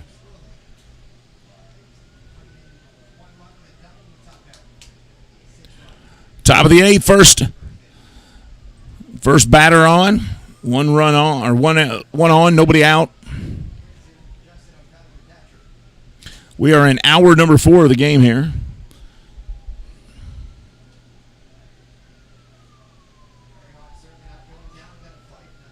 Weinberger replaced Josh Martin. That pitch in there, strike one to Justin O'Connor. Justin O'Connor, a first-round draft pick.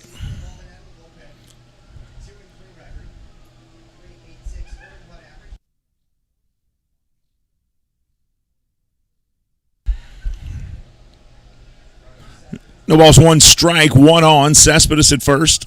O'Connor at the plate.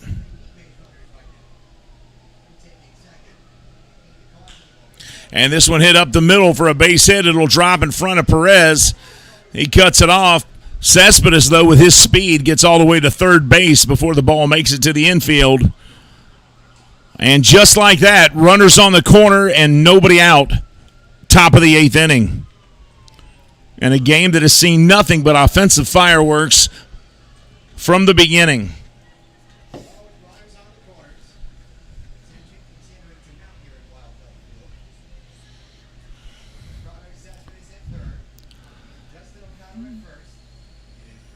The name is certainly apropos to tonight's game. Wild Health Field has seen some wild offensive fireworks tonight.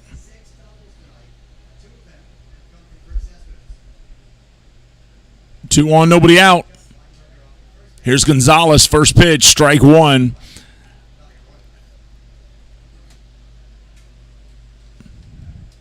Jack Weinberger fired that one in there at 82 miles an hour.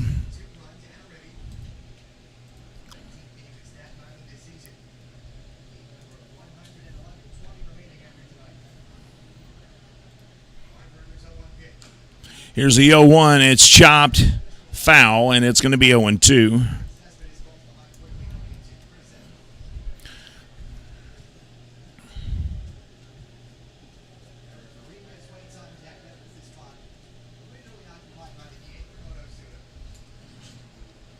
Now, this is not Jack Weinberger, the actor that was in the movie Falling in Love from 2006, or The Girl Next Door. This is the left-handed hurler for the Kentucky Wild Health Genomes. Here's the 0-2 to Gonzalez. Swing and a miss, and Weinberger gets a strikeout on the third baseman. And that's out number 1. That is the second trip to the plate where Gonzalez has gone down swinging.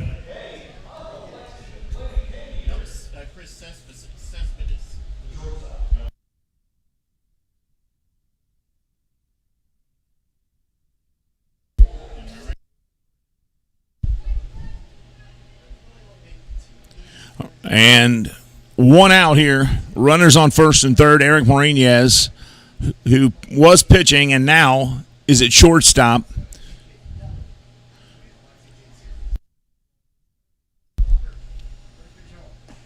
And the first pitch to him is in there for strike one. 92-mile-an-hour fastball from Jack Weinberger. Weinberger, 6'5", 220 pounds, from Sunapee, New Hampshire.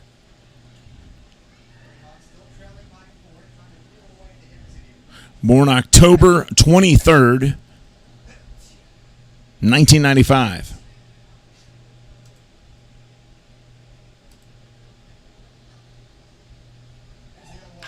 And this one, double play ball possibly. They get one, they get two. They do. And that'll end the inning. We're headed to the bottom of the eighth. Genomes 13, Staten Island 9.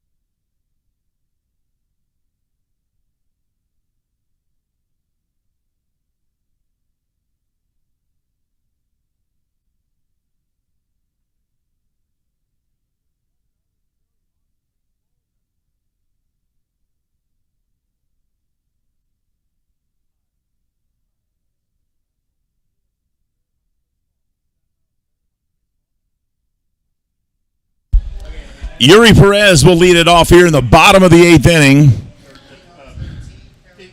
Perez batting .406, the center fielder for the Genomes. And the first pitch to him, and there's strike one.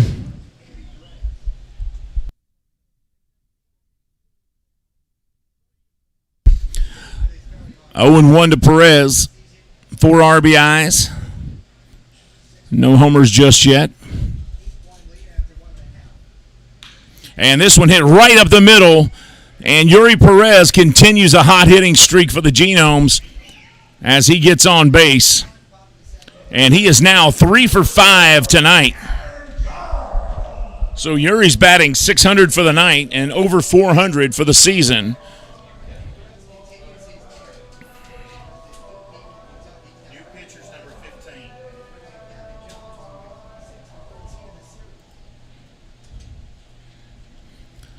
Vincenzo Aiello And the new on the mound. right fielder is 38, Bautista. And then everybody else is shuffled positions.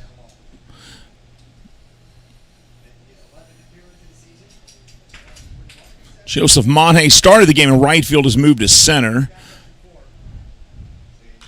And this pitch here, over to short. Are they going to get him? No, he's going to be there in time.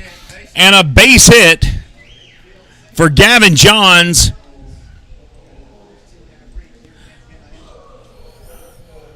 And Johns on base safely, and he is 2 for 4 tonight. That's his second hit of the night.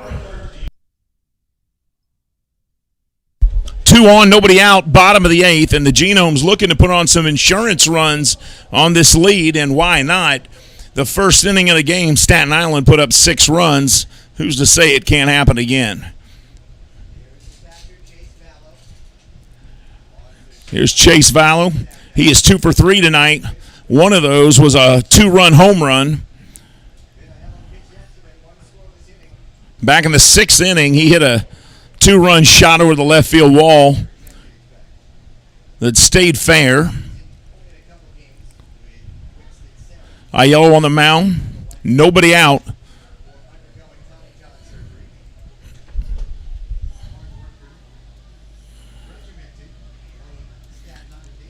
And here's the 0-1 in there, strike 2.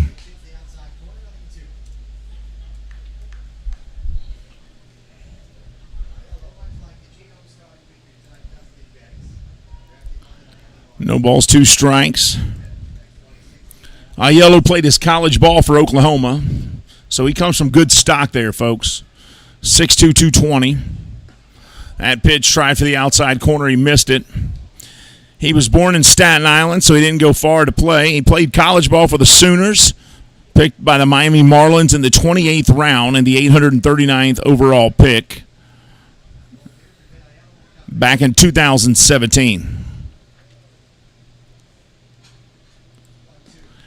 And he's going to get the strikeout here on Velo as he hit the outside corner, and that's out number 1.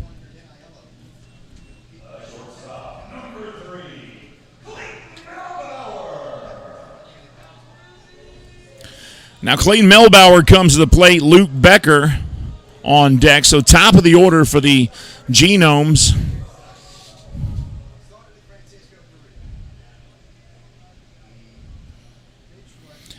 Melbauer's 1 for 3 tonight, the shortstop.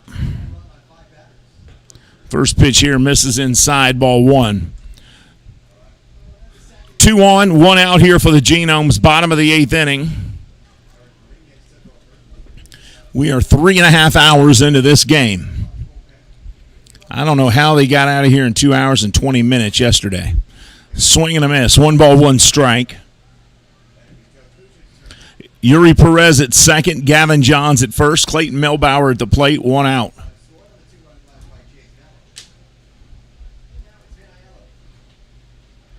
.220 batting average. That one in there for strike 2, inside corner.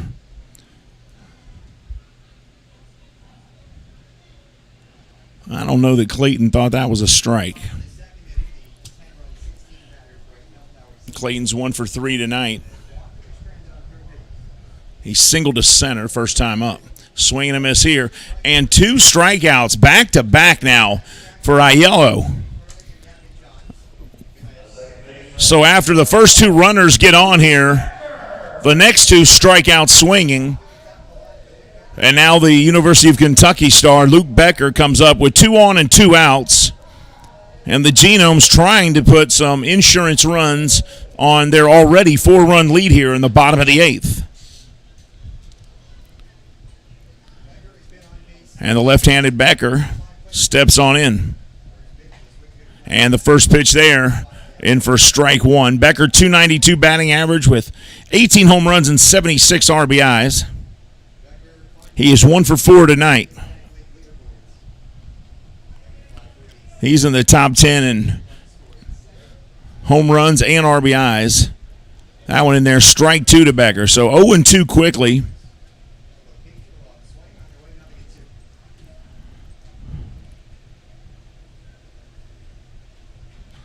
Becker and home plate umpire Bob Howard exchanging words there. Here's the 0-2. And he chops this one over the pitcher, but 2-2. And did they get him? They got him at first. And the ground out by Becker will end the inning. We're headed to the ninth. Genomes 13, FerryHawks 9. We'll be back for the final inning and the conclusion right after this.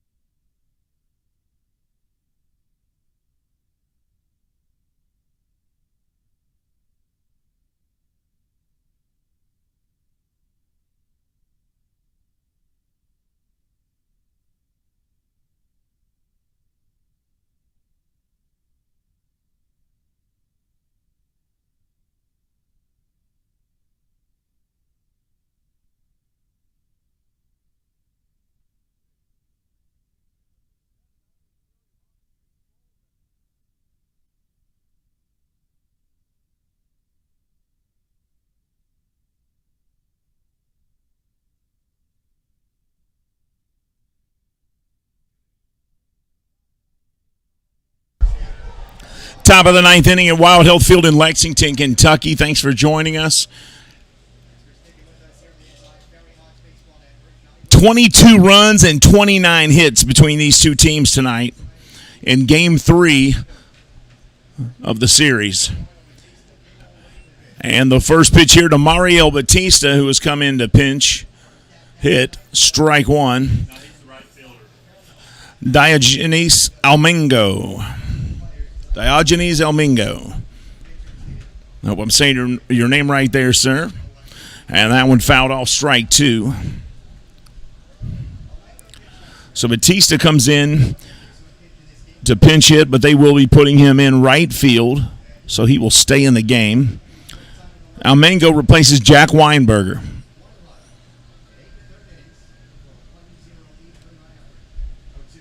That one outside at 95 miles an hour.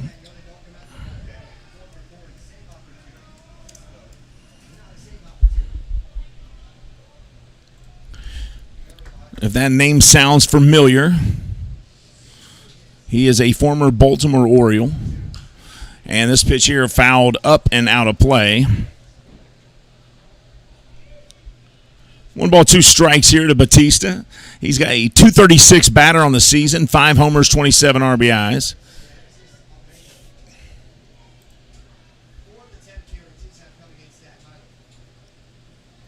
Almengo, 6'2", 200 pounds, from Santiago, Dominican Republic.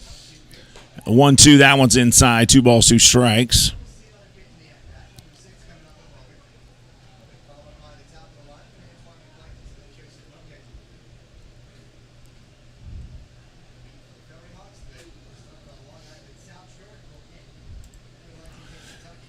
That pitch there hit hard but foul, and Batista will stay alive.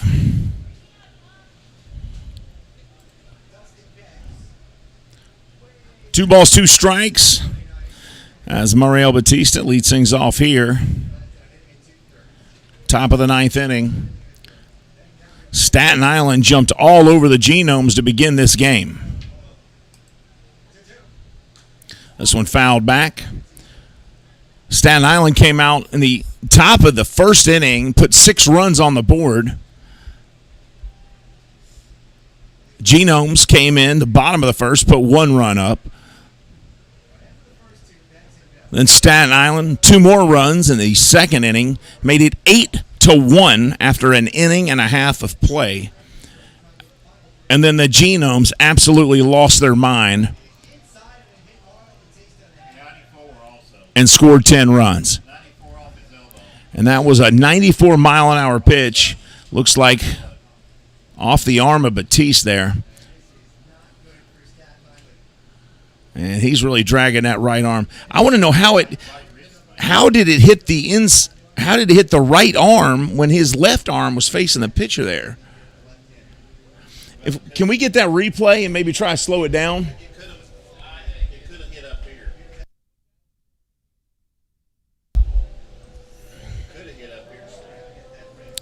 So 2 balls and 2 strikes. He hits Batista there, and certainly hope he's okay. You don't want him to be injured. But he'll get a base on that right there.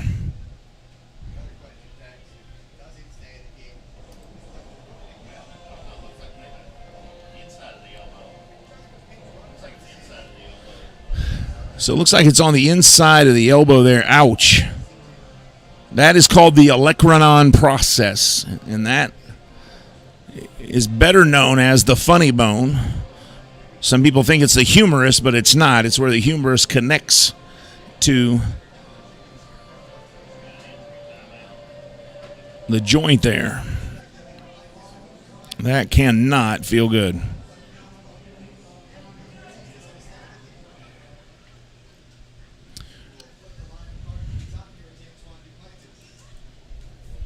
A 94-mile-an-hour pitch right on the inside of the arm. That had to hurt. My goodness. Batiste at first, nobody out. Top of the 9th.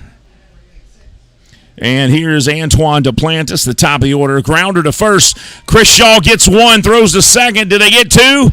No.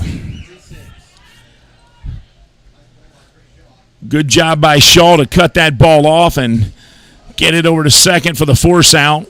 To get 1 as you watch the replay here. They get 1, but Duplantis runs it out and reaches safely. Good job by Almengo to get over to first, but Duplantis a step ahead. 1 on, 1 out. Joseph Monhay.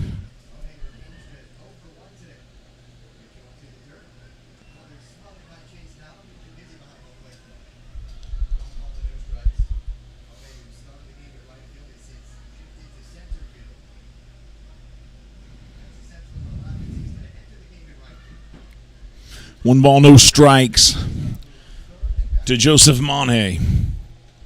Duplantis will finish 3 for 6 if this, in fact, will be the last inning. And check swing there, but he went around for sure. 1 ball, 1 strike. Joseph Monhay is 0 for 1 tonight. He was hit by a pitch twice tonight. He walked twice tonight. So he got on base 4 times without swinging the bat. He hits this one foul, and he'll be behind in the count, 1 ball, 2 strikes. And the one time he did get out, he flew out to center field. That was the 0 for 1.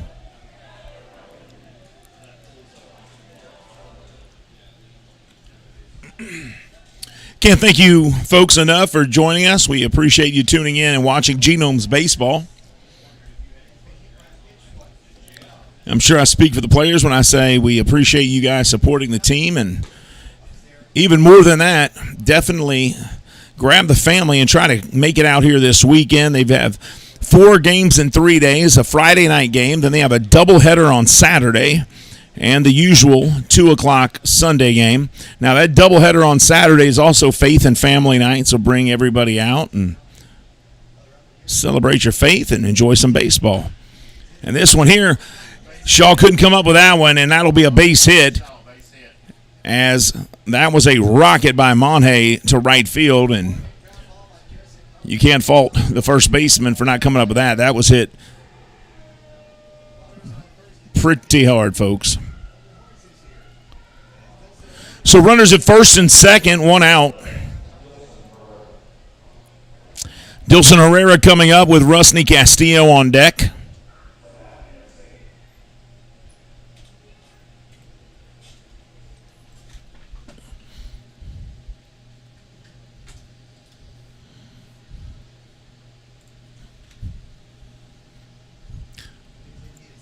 Two on, 1 out.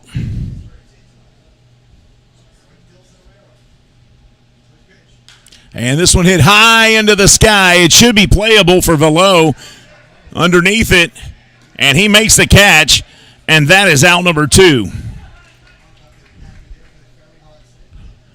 So 2 outs, and Rusney Castillo comes to the plate.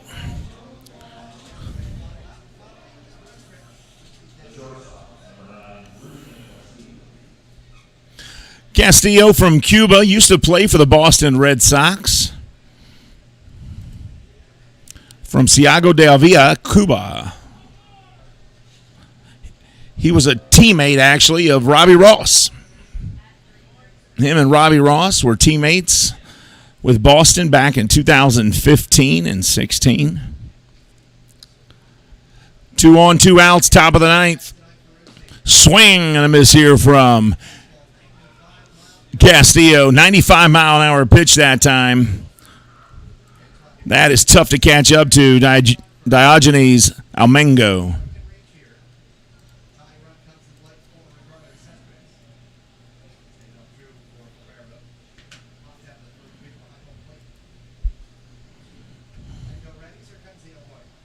This one fouled back, and Diogenes Almengo ahead in the count here, 0-2.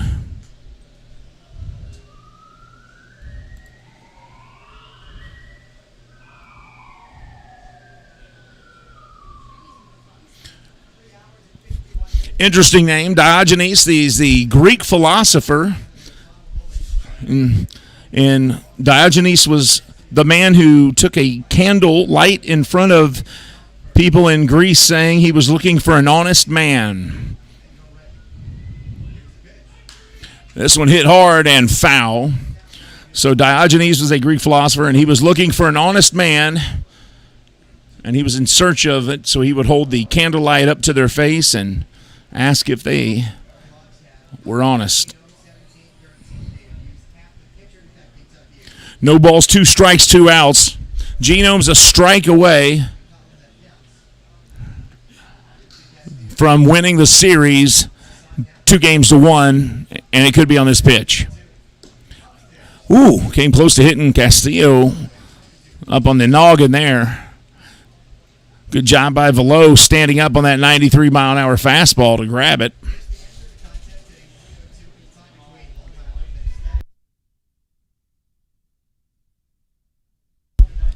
Castillo 1 for 4 tonight. He singled to left his 3rd time to the plate tonight. Prior to that, he had flew out to center field and grounded out to second. There's the 1-2. He kicks and fires right back up the middle. It should be it. Nope, he's safe at second. As Melbauer threw it to Becker to try to get the force out. And the fielder's choice, no error there. As you watch the replay, they tried to get the force out here. Did they get him? Nope, he got in there just before Becker touched the bag. So bases loaded, 2 outs. And probably the best hitter on the team at the plate in Rick Cespedes. And Cespedes represents the tying run, the potential tying run at the plate. So Castillo reaches on a fielder's choice. No error. Monte to second, Duplantis to third.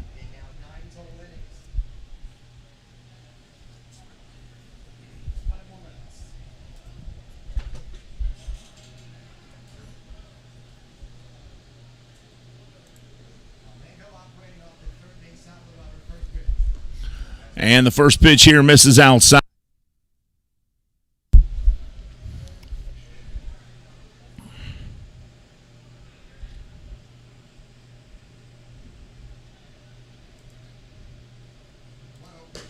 That one up top, 2 balls, no strikes. Now, the Greek philosopher Diogenes was also known as a cynic. Hopefully, our Diogenes is not. 13-9, Genomes lead. Almango fires this one in there, and it's 3-0. And now he's in danger of walking in a run, which would put the go-ahead run to the plate if he walks in the run here.